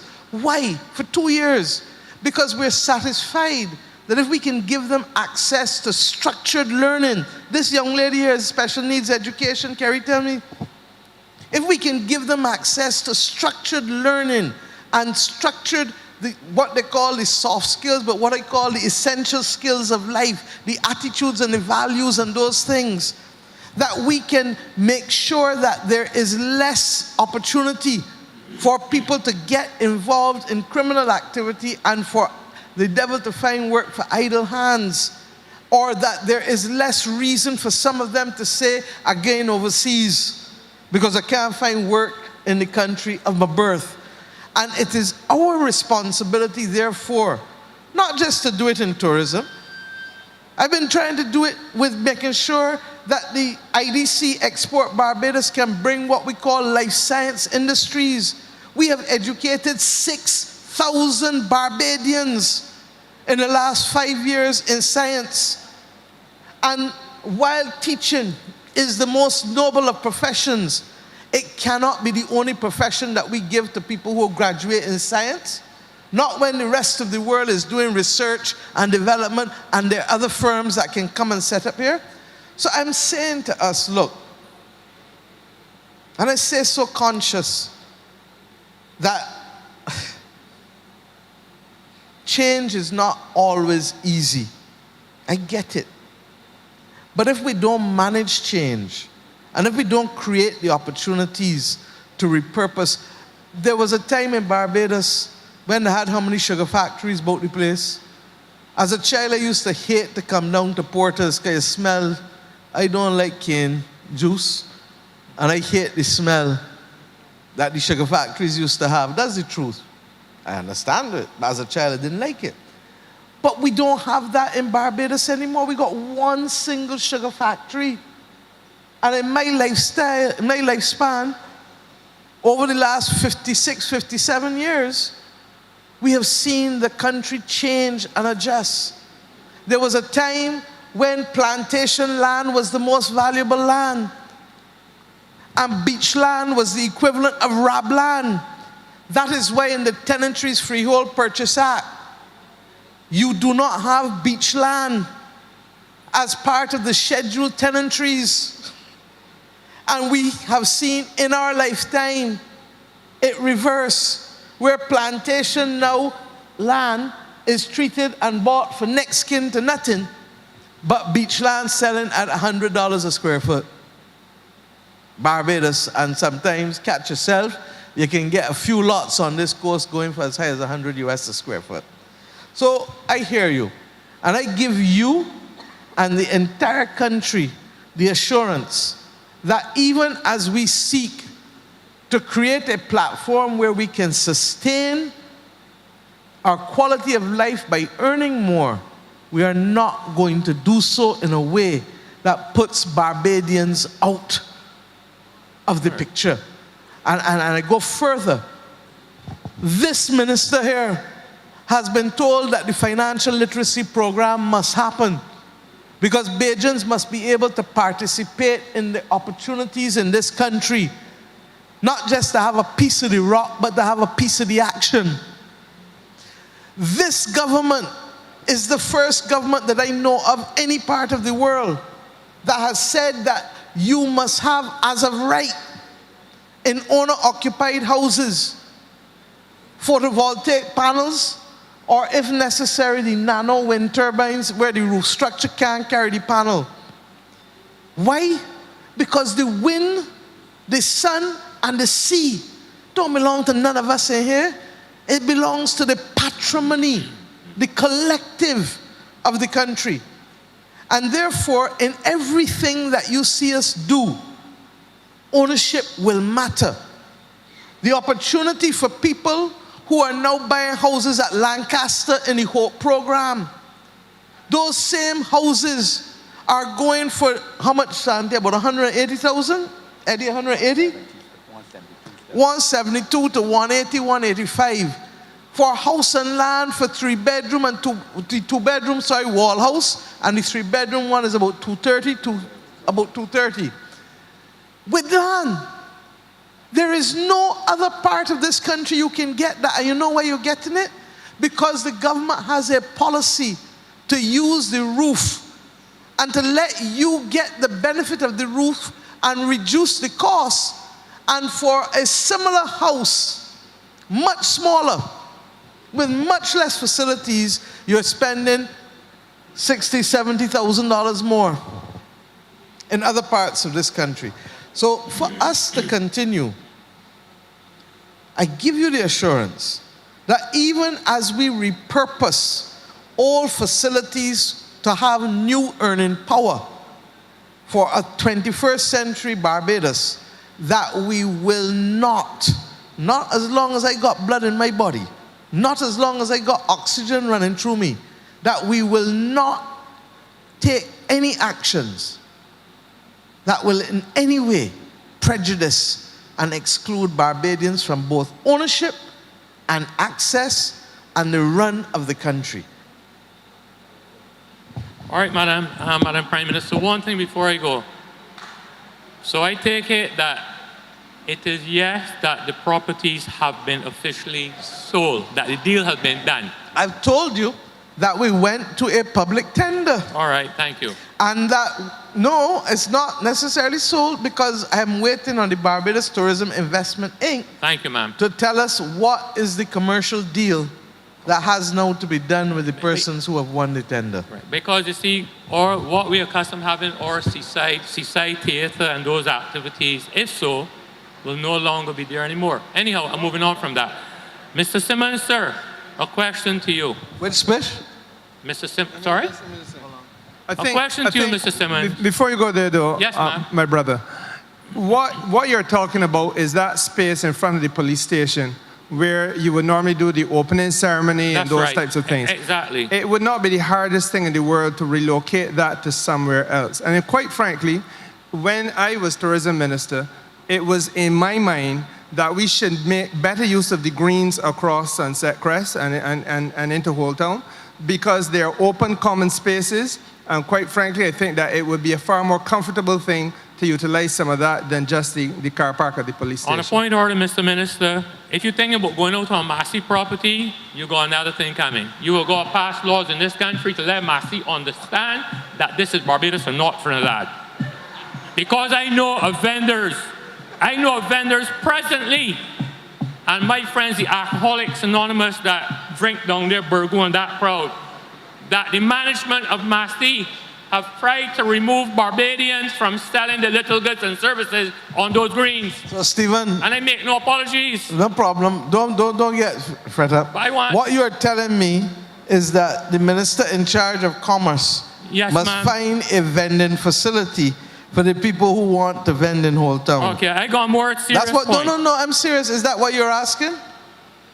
I ain't asking that. I want a more serious point, though. No, a more serious but you raised. No, but truthfully, just simmer down, Skipper. You can get your chance to speak, but you can't raise problems. No, boy, can't manipulate. And then expect nobody's trying to.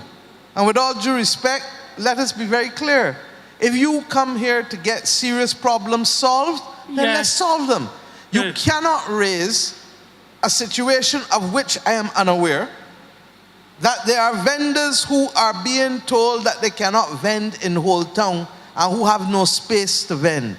Is that the problem? Madam Prime Minister, I have a woman. My outside woman is selling snow cones with a van. So is that your way of saying yes?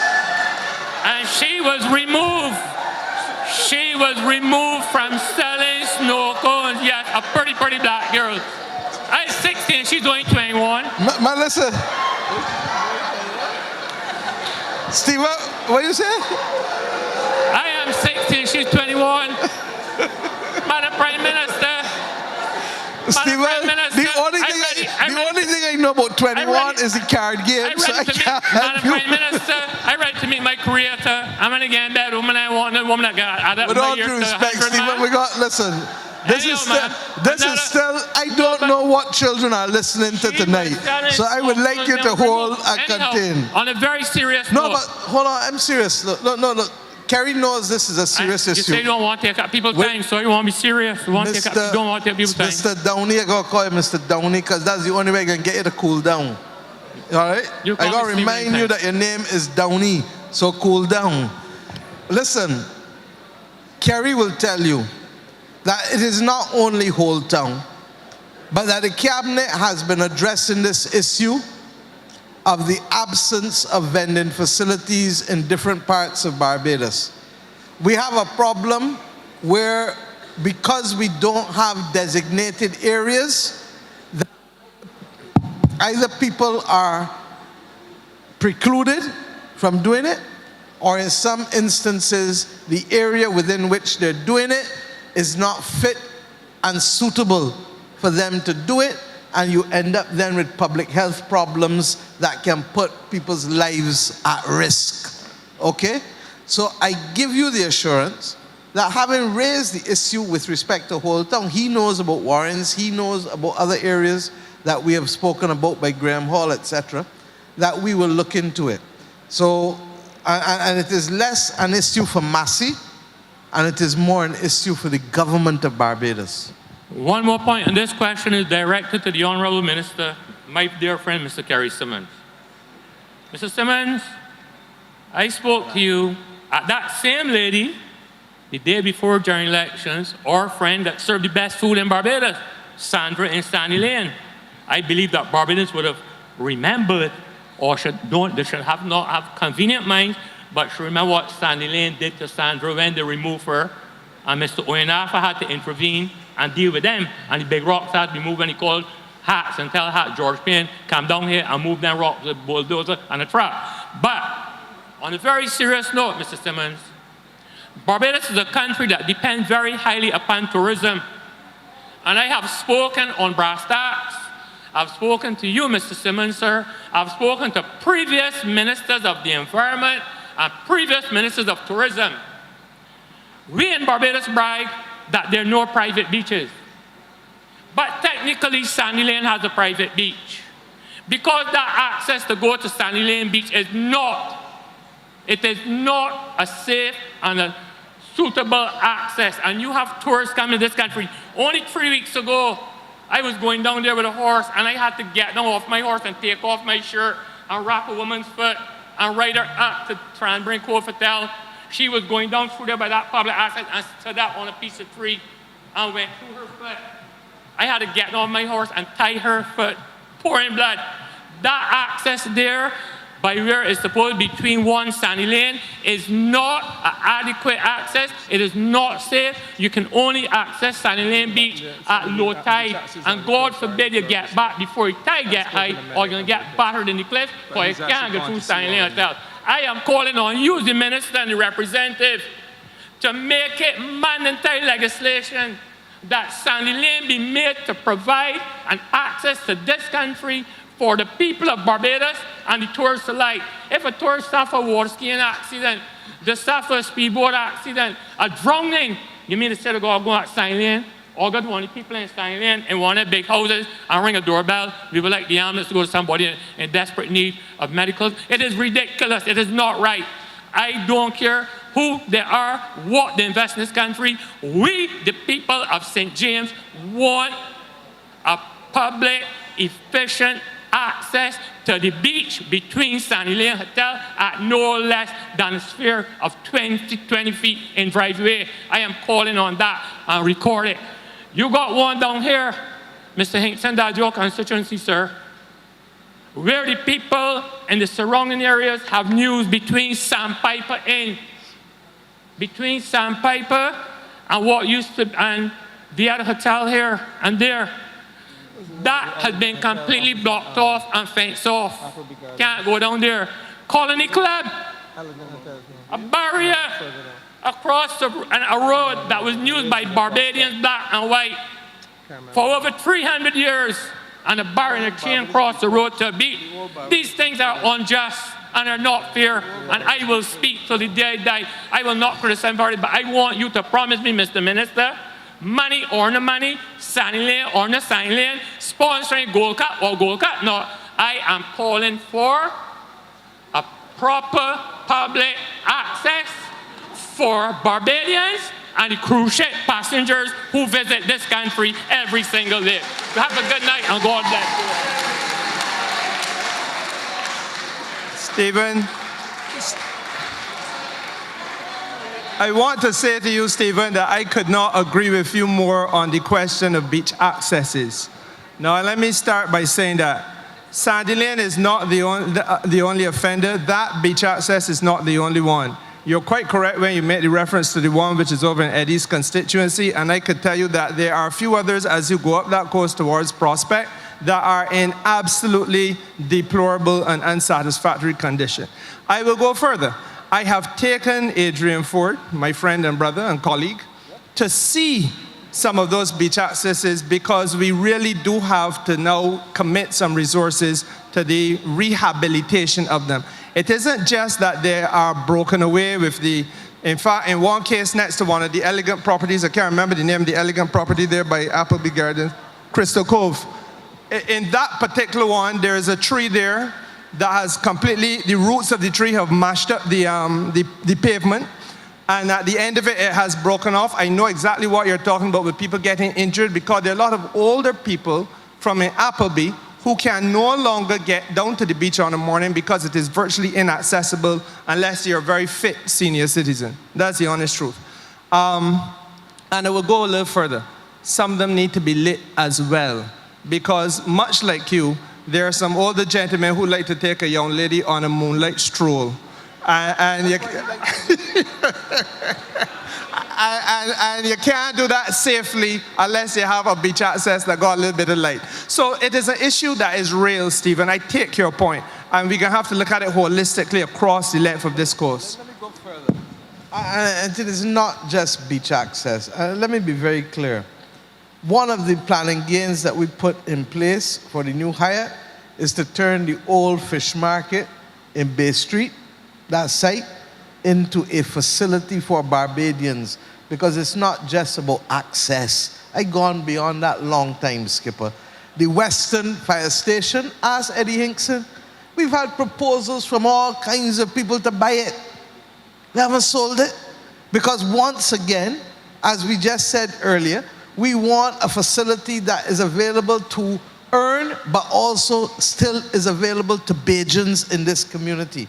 Part of the difficulty, and I wish, Stephen, that we would remember this, if Barbados was a greenfield site, we could say and do a lot of things, but it is not a greenfield site. And this government inherited a number of things, but we also inherited a lot of obligations, and I started the night by talking about them. So let us be clear that that which we always want can sometimes happen, but not in the time frame that you want.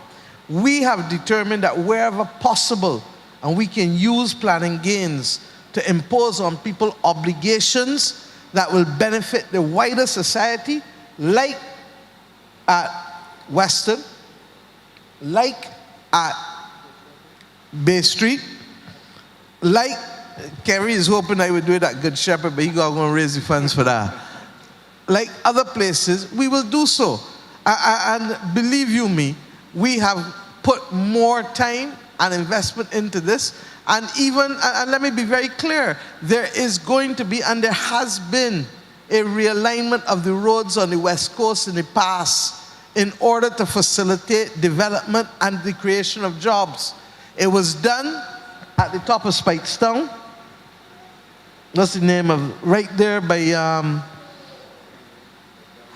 what's the name of the hotel that was right there? No, Sandridge? Was it Colin? Cobbler's Cove. Thank you, Colin. You understand? And that was done under Owen Arthur. It was done with Port Ferdinand by the last government with the construction of the bridge.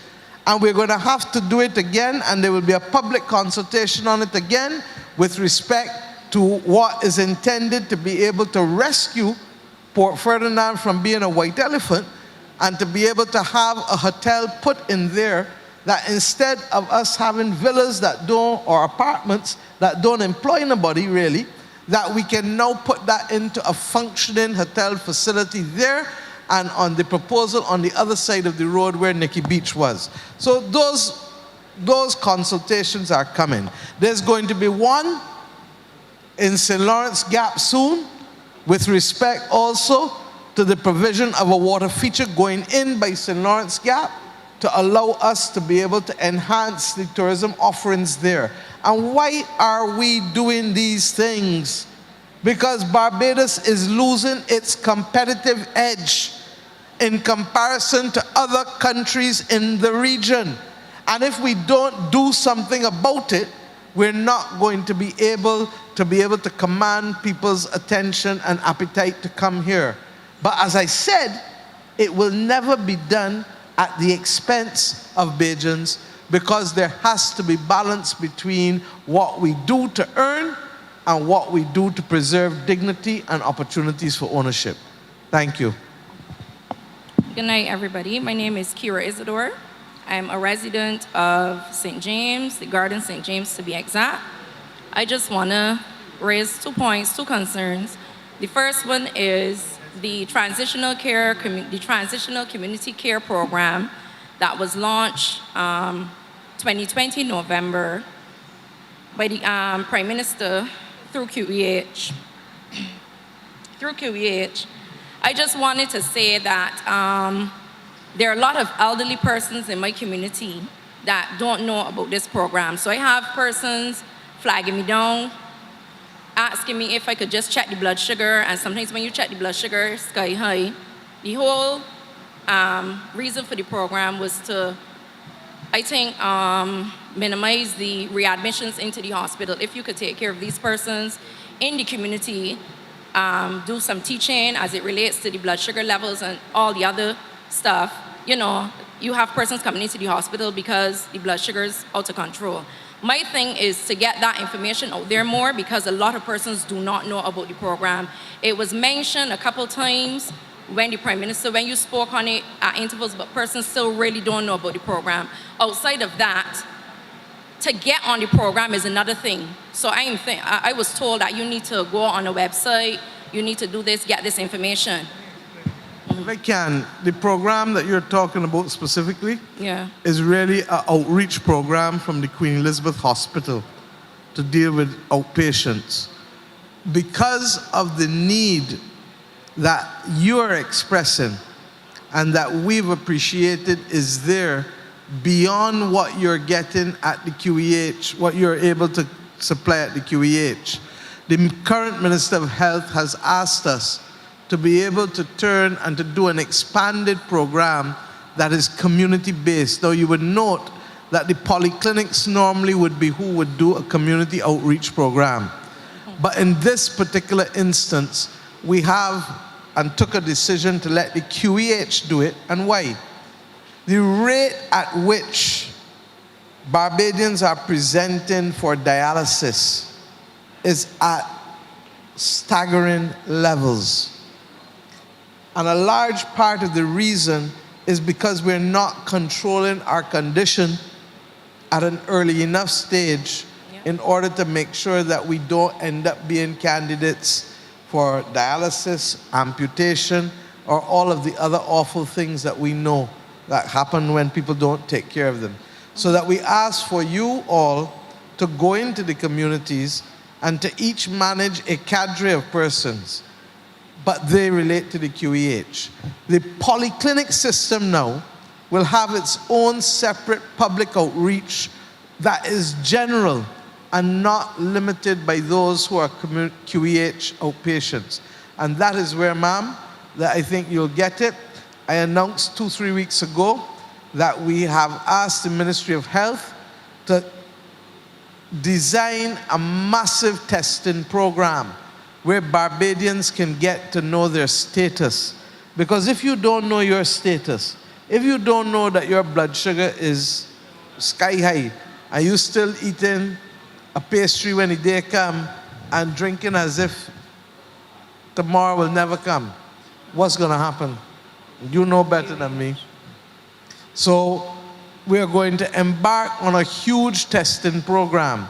The other thing that I've learned is that there is a test that can truly tell the truth about whether we have been doing what we were supposed to be doing or not doing, correct? Yeah. What's it called again? HB? HbA1c, yeah. HB? HbA1c. HbA1c. And the Minister of Health is in the process of negotiating with PAHO a grant facility that we have in order to be able to buy enough machines to ensure that going for the tests anywhere in Barbados is as easy as going to a gas station or a shop in order to do your business. Why? Because we need Bajans to get in the habit of finding out the truth about their health care. And if we can do that, then we will save a lot more people in this country. So I thank you for raising it, but I hope I can clarify that the expansion will come not so much with the QEH outpatients clinic program, which you are in, but in the establishment of one that is allied now and anchored to the polyclinics. Okay. All right, so the other concern, thank you. The other concern is where I live in the Garden St. James, I really don't have a road to my house. I am here tonight to find out if there is a reason that I don't know about that we can tell the other residents, because everybody is concerned about the fact over how many years. I'm 42, and that was like that before I born. My grandmother would have been there. I know myself. And my concern really is that suppose my neighbor get ill, which he was ill the other day, but lucky for him, he was able to make it to the hospital. In the event that the ambulance has to come there, how are they going to get to the persons? I am not seeing no EMT personnel traveling with nobody on a stretcher, carrying, no, that I can never see that happening. I don't know if it happens. It has happened. Okay. There are areas like in Danesbury, Black Rock, others. Part of the difficulty is that if people go and put down houses without planning permission, these things happen. And therefore there is no proper services put in, there is no proper road, and very often government then has to come in long after the fact and correct it. I'm not blaming anybody, I'm just describing a situation that happens. And that is why Santia is going to make sure that especially in those what I call the tenantry roads and small roads, that we are in a position to do that out of the depots by providing the depots with access to the equipment and making sure that they probably will keep some of the asphalt workers to be able to be distributed among the community to do it. Will you get yours first, second, third, fifth, 10th, 12th? I can't tell you. But suffice it to say that we believe that a dedicated program that helps us to deal with these small village roads and tenantry roads where these things have happened, that we can do with it. In some cases, there are problems with people being landlocked. And up to yesterday, Kerry took us to one in St. James, and then you took me to one before as well. There are at least 2 instances in his constituency where the development has happened in a way that has literally made people landlocked. And therefore, we have to be more creative, and in some instances, we can't even get in a road. We have to get in a pathway to be able to get down to the houses because of the manner in which the houses have been built. So when we talk to people about how they build and where they build, because we don't want you to waste your money or to have bad experiences. The roofs need hurricane straps. The roofs can't have these flat roofs or the large overhang because the wind can peel them back like toffee paper. The houses need to be built in a way that does not block other people's access because when you block other people's access, you are creating a recipe for a fire that can take out all of the houses, including the person who blocked the access. Not true? Yeah. And that is the danger and the public purpose that we're trying to preserve when we say to people, work with us for where you build, work with us for how you build. And last but not least, the same... Just tell Eddie, I assume you know where she is, so that we can resolve the issue. Last but not least, the same transitional care program, I would have been present when the past Minister of Health, Mr. Bostic, he said that the program was being designed for persons who would have done the regional exam and would have exhausted all 3 chances. So I have persons who would have done the regional exam, exhausted all 3 chances, and still waiting to be employed. Then you have auxiliary and different levels of persons working on this same program. The fact still remains that there's not much that they can do under, I don't know if to say the coverage of the Nursing Council, because you have to be at a certain level to be covered to do certain things. So even things like going into a person's home and putting out medication, or auxiliary nurse can't do it. You have to get RN to go in and do it. The program don't have any RN. I think it's only now that they're saying that they're looking to employ RNs. I would have worked on that program before, but as soon as I got through, I had to work on the ward. So I am saying that we need to have more persons, like maybe RNs, and to be able to go into the homes of these people to have an effective program. Because at this stage now, with the auxiliary nurses, there's not much that can be done. So I just wanted to say that. Thank you for sharing, and we certainly will raise it with the minister when he comes back and see how we can have perhaps a combined approach, which will have still the auxiliary nurses, but a few RNs working with them on a zonal basis. Can that work? Yes, please. Thank you. All right, I got to be at work for 9 o'clock, so call and let him know that I was here. I hear you there.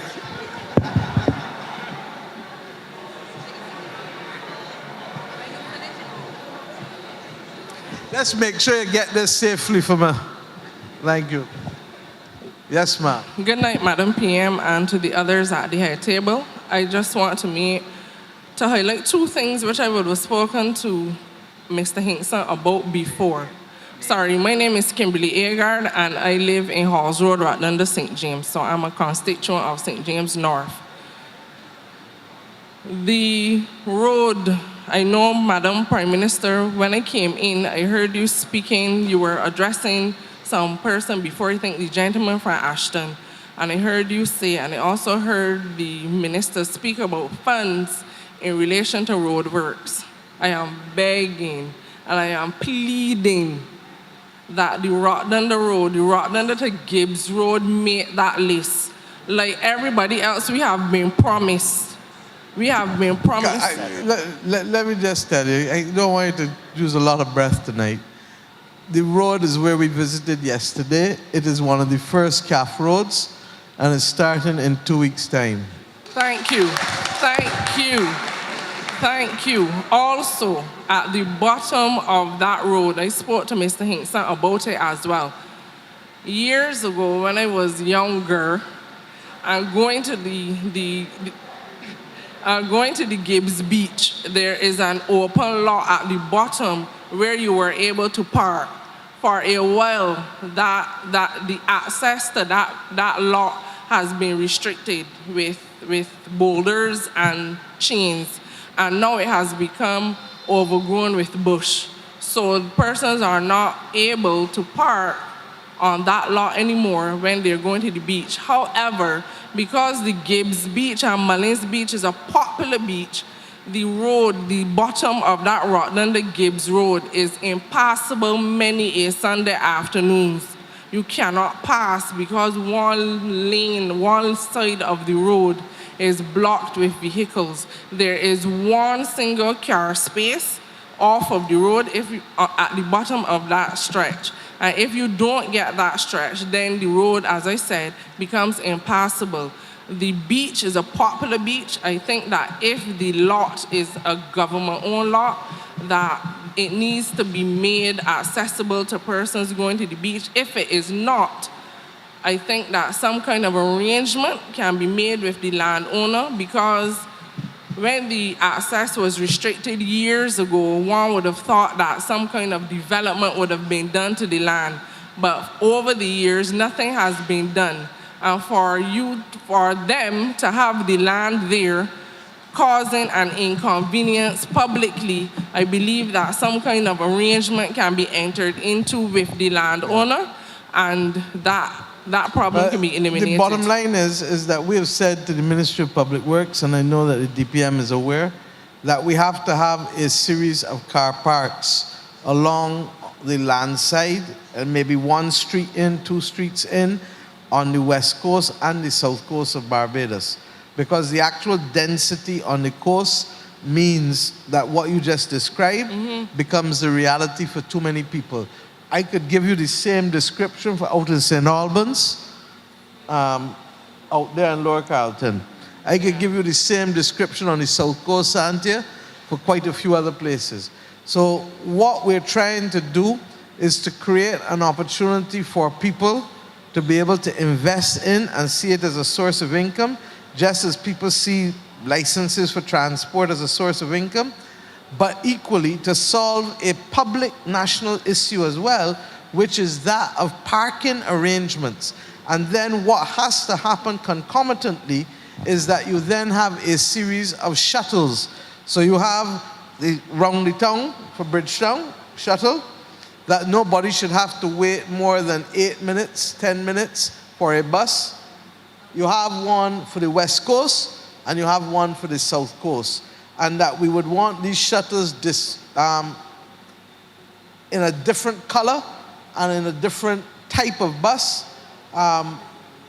We've even asked for them to look at getting the hydraulics working for what you all call the party bus, or we will call the older people the old Rockland or elite buses, because it will add a unique, Mr. Thompson is still here, or he gone? It will add a unique tourism charm to Barbados's product, while at the same time helping us to solve a difficult problem of density in our coastal areas.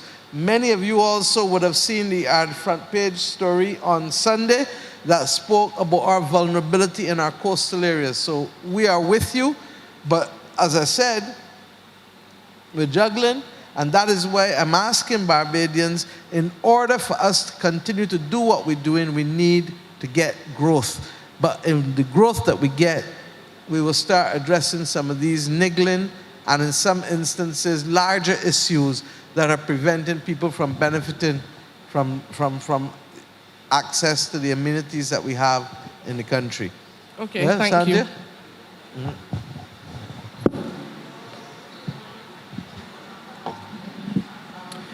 Hi, good night, the Prime Minister, ministers, MPs, and again, the parliamentary secretaries who are here. My name is Corey Worrell, and I am a resident of St. James North. Now, I want to address 3 categories of issues, and I'll start first with schools. I can start first with Gordon Greenwich Primary School. Now, there's a outside fence that runs parallel to Highway 2A. This has been about 7 to 9 years, I can't remember exactly, that a truck ran off the highway, laid down the fence, and ended up as far in as the cricket pitch. Now that playground, that playing field is where the children of Gordon Greenwich play daily. When that truck ran off the road, it was on a weekend, I think it was. Now, I spoke to the principal about it, and she, at the time, said that she also spoke to the ministry. The ministry said that their responsibility ends at the back of the school, and that the pasture belongs, the responsibility for the pasture is NCC.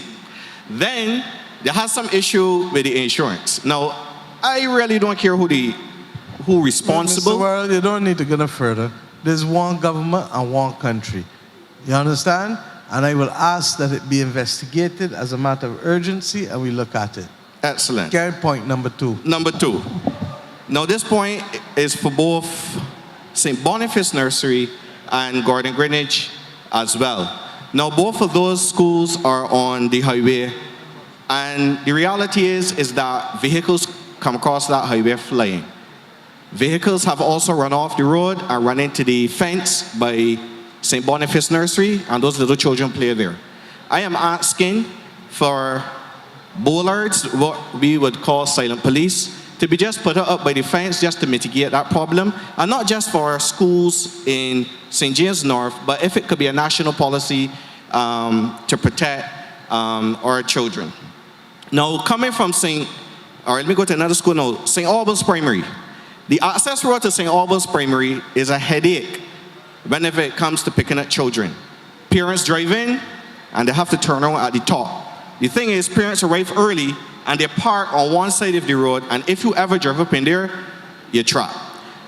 I don't know, there's a piece of land that runs perpendicular to the back of the school that connects right onto Crit Hill. I don't know who the land belongs to. I don't know if it's private or government. My recommendation is for that road to be able to connect to that road onto Crit Road, so that during school time, parents can enter one way and leave the next. Bridges.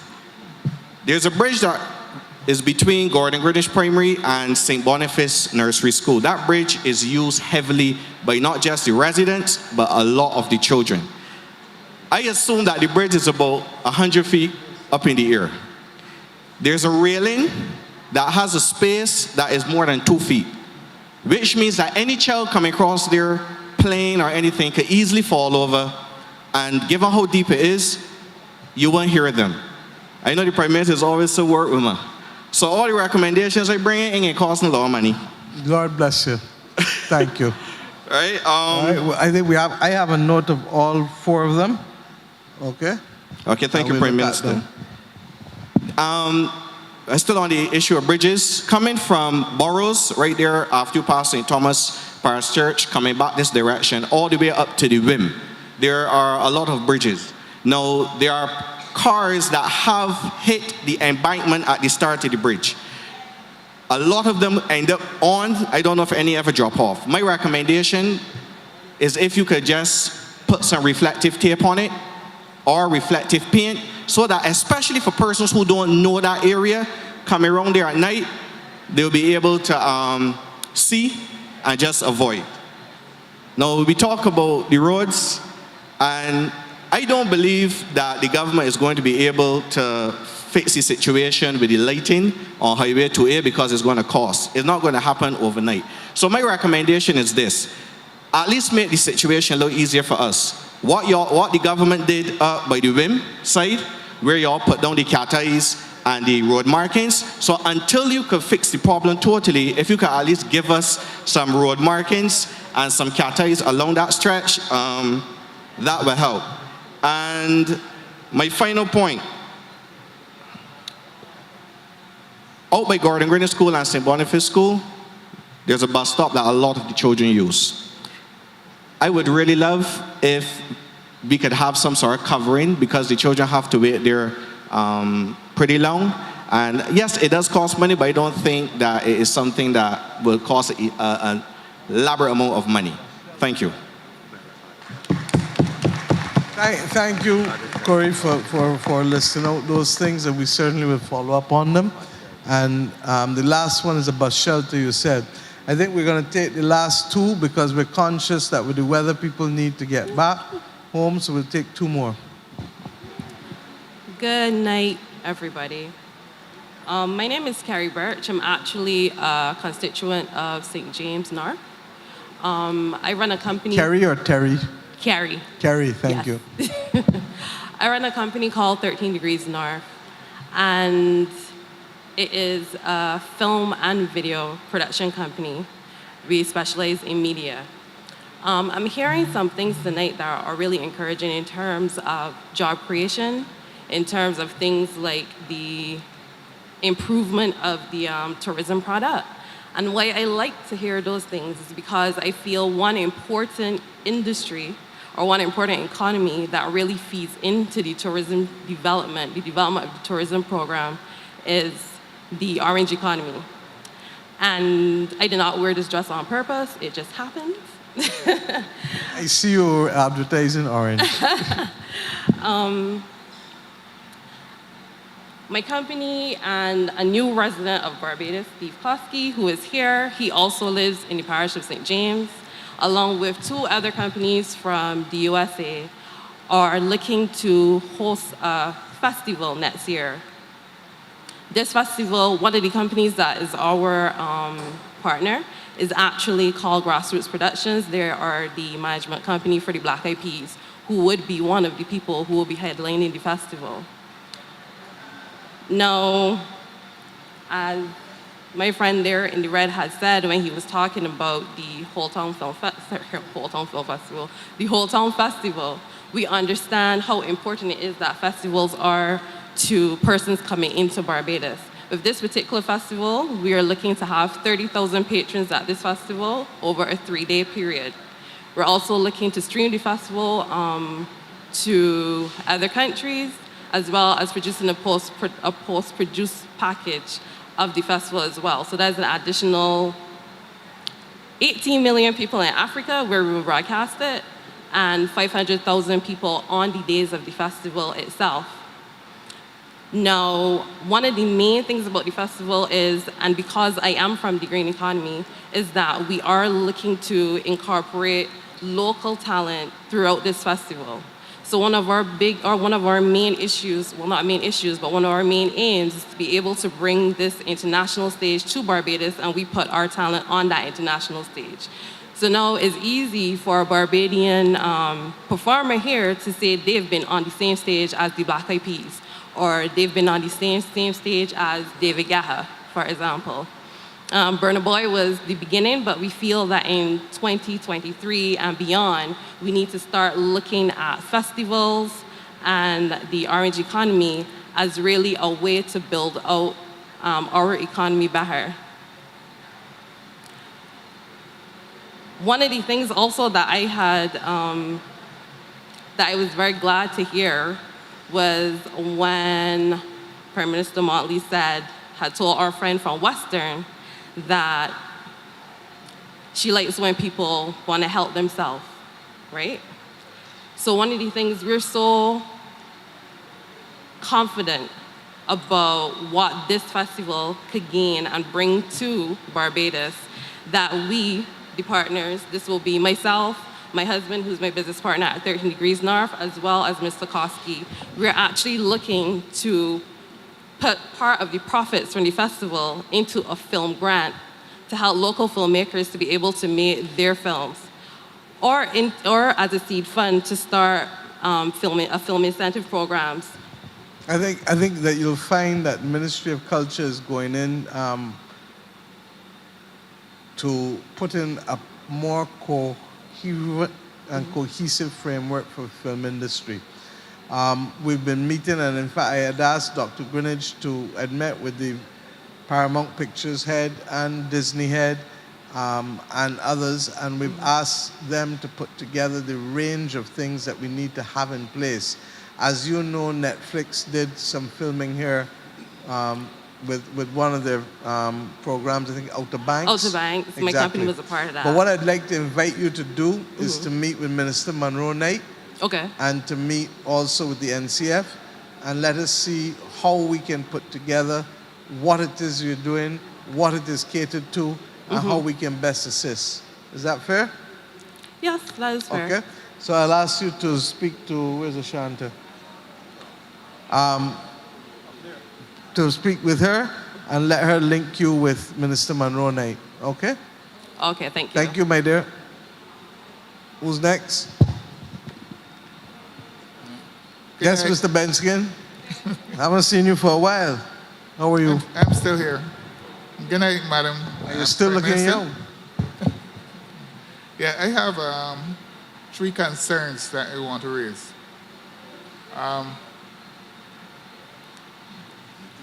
We just got our gap fixed. Barber Green, very nice, West Road. Yesterday, I come home and find the waterworks equipment dig up the nicely done Barber Green Road. So 2 areas in West Road dug up. Coming out of my driveway now, I can hardly turn properly because that's where the water works, just dig up. But they don't have to reinstate it. The rainfall, all the mire that they put in, down the gap. So if you go in West Road now, be a mile. Mr. Leslie is making copious notes on behalf of the Water Authority, so fret not. Okay? Right. And these things happen. Because as I said, there are things that will burst that we have no control over because of the age of the mains that we're dealing with. But it hurts my heart when it happened because obviously smoothness now going to become smooth plus bumps to smooth. Right. Another concern, in my driveway, I appreciate that the natural gas people come and put some natural gas in my driveway.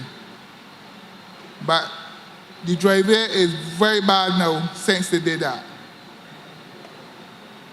And if they get some, the material that they dig off the ground and put it in the driveway, I'm satisfied. I didn't want a Barbara Green. Carol, I believe that the rehabilitation of that work should be done during the course of next week. Yesterday, I would have spoken with Mr. Philip Trudeau, who's not here tonight. He's the Deputy Chief Technical Officer, and I know that he has been in conversation with the people at NPC with a view to fixing the situation. Yes, right. The last 2 points now. Up by Good Shepherd School, since the road has been fixed, and Cambridge Park, there was a crossing to indicate to the drivers in that area where to stop.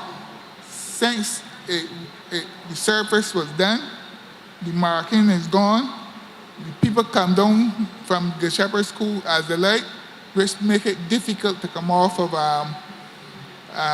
Cambridge Park. So that signage should be replaced.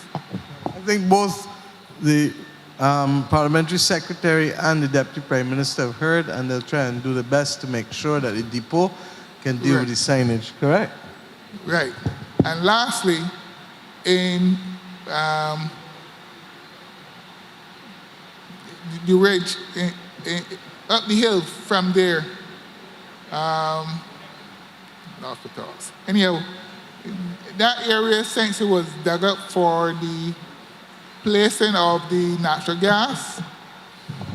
You mean Kent Ridge? Kent Ridge Park. Yes, that is also part of the work that they were discussing yesterday with a view to starting this week, or, well, they had said they would try to start tomorrow, but if it doesn't happen, then it's supposed to happen on Monday. Yeah, because it's very bad.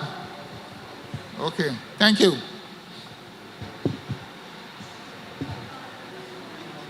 We had said 2. You would like me to extend beyond the 2? Could you please? I would really appreciate it. Let us be the last, and let me explain why.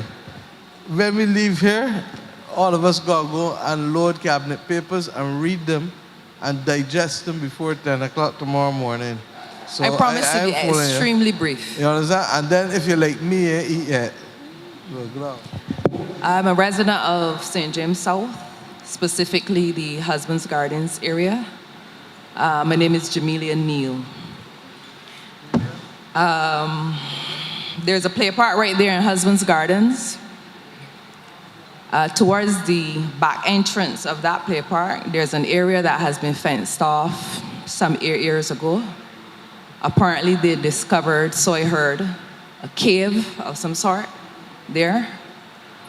When NCC cleans the park, they don't clean in that fenced off area. They haven't done anything since they fenced it off, and it is overrun with rats. Occasionally we'll throw I hear you. Rat poison over there. Unacceptable. I hear you. So my very brief comment is, could we get someone to clean up that area, bait it and so on, so that we don't have to deal with those rats in that area? I apologize for not raising it with the parliamentary representative You don't before, have to but apologize. That's what these 4 are for. We will raise it with Minister tomorrow morning, Minister Ford, and make sure that the NCC cleans it. There was another area, any of you go over the Bridge Road and see that all through the years, for decades, it was all bare bush out there? You know what I mean? Bridgewood? When you leave in. Yeah. Yes. Yeah. It's yeah, St. Michael on both sides of the road, the back of Glenderry then, coming across. You see how nowadays it's kept in good order? Right. So sometimes you just have to let people know. Okay? Okay. The other thing, one other quick thing, sorry. There's a trench there in opposite Petria Gardens in St. James. The gentleman here was just telling me, and I just wanted to, our discussion, he was saying that he's getting, because of the work they did there, all of the water is coming into his home and flooding his home. So this. The same gentleman Yeah. behind there. So issues can be resolved, but we need to bring it to an end because in fairness, I gotta let the public servants go home as well, and the ministers also go home, especially with the weather tonight. So if you can, sir, just go by my assistant once again there, and she will take the information from you, okay? Thank you very much, Thank you, Madam sir. Prime Minister. Thank you, ma'am. Roy?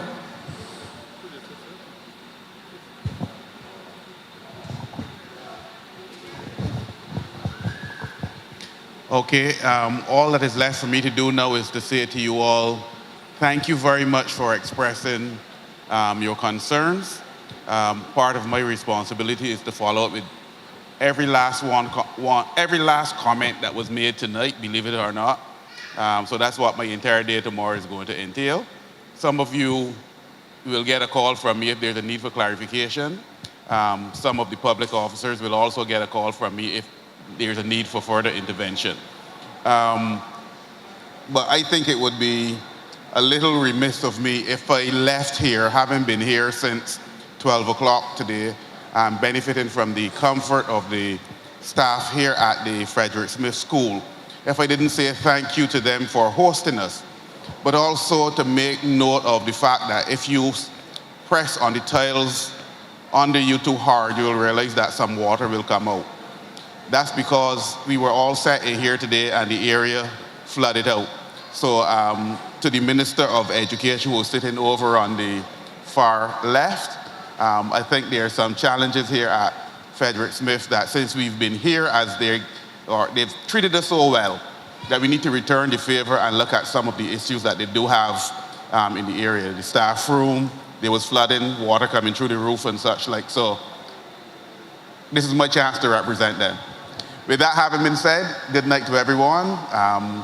Please travel safely, and we will see the next one of these events will be in Christchurch. We will set the date and make it known to everyone.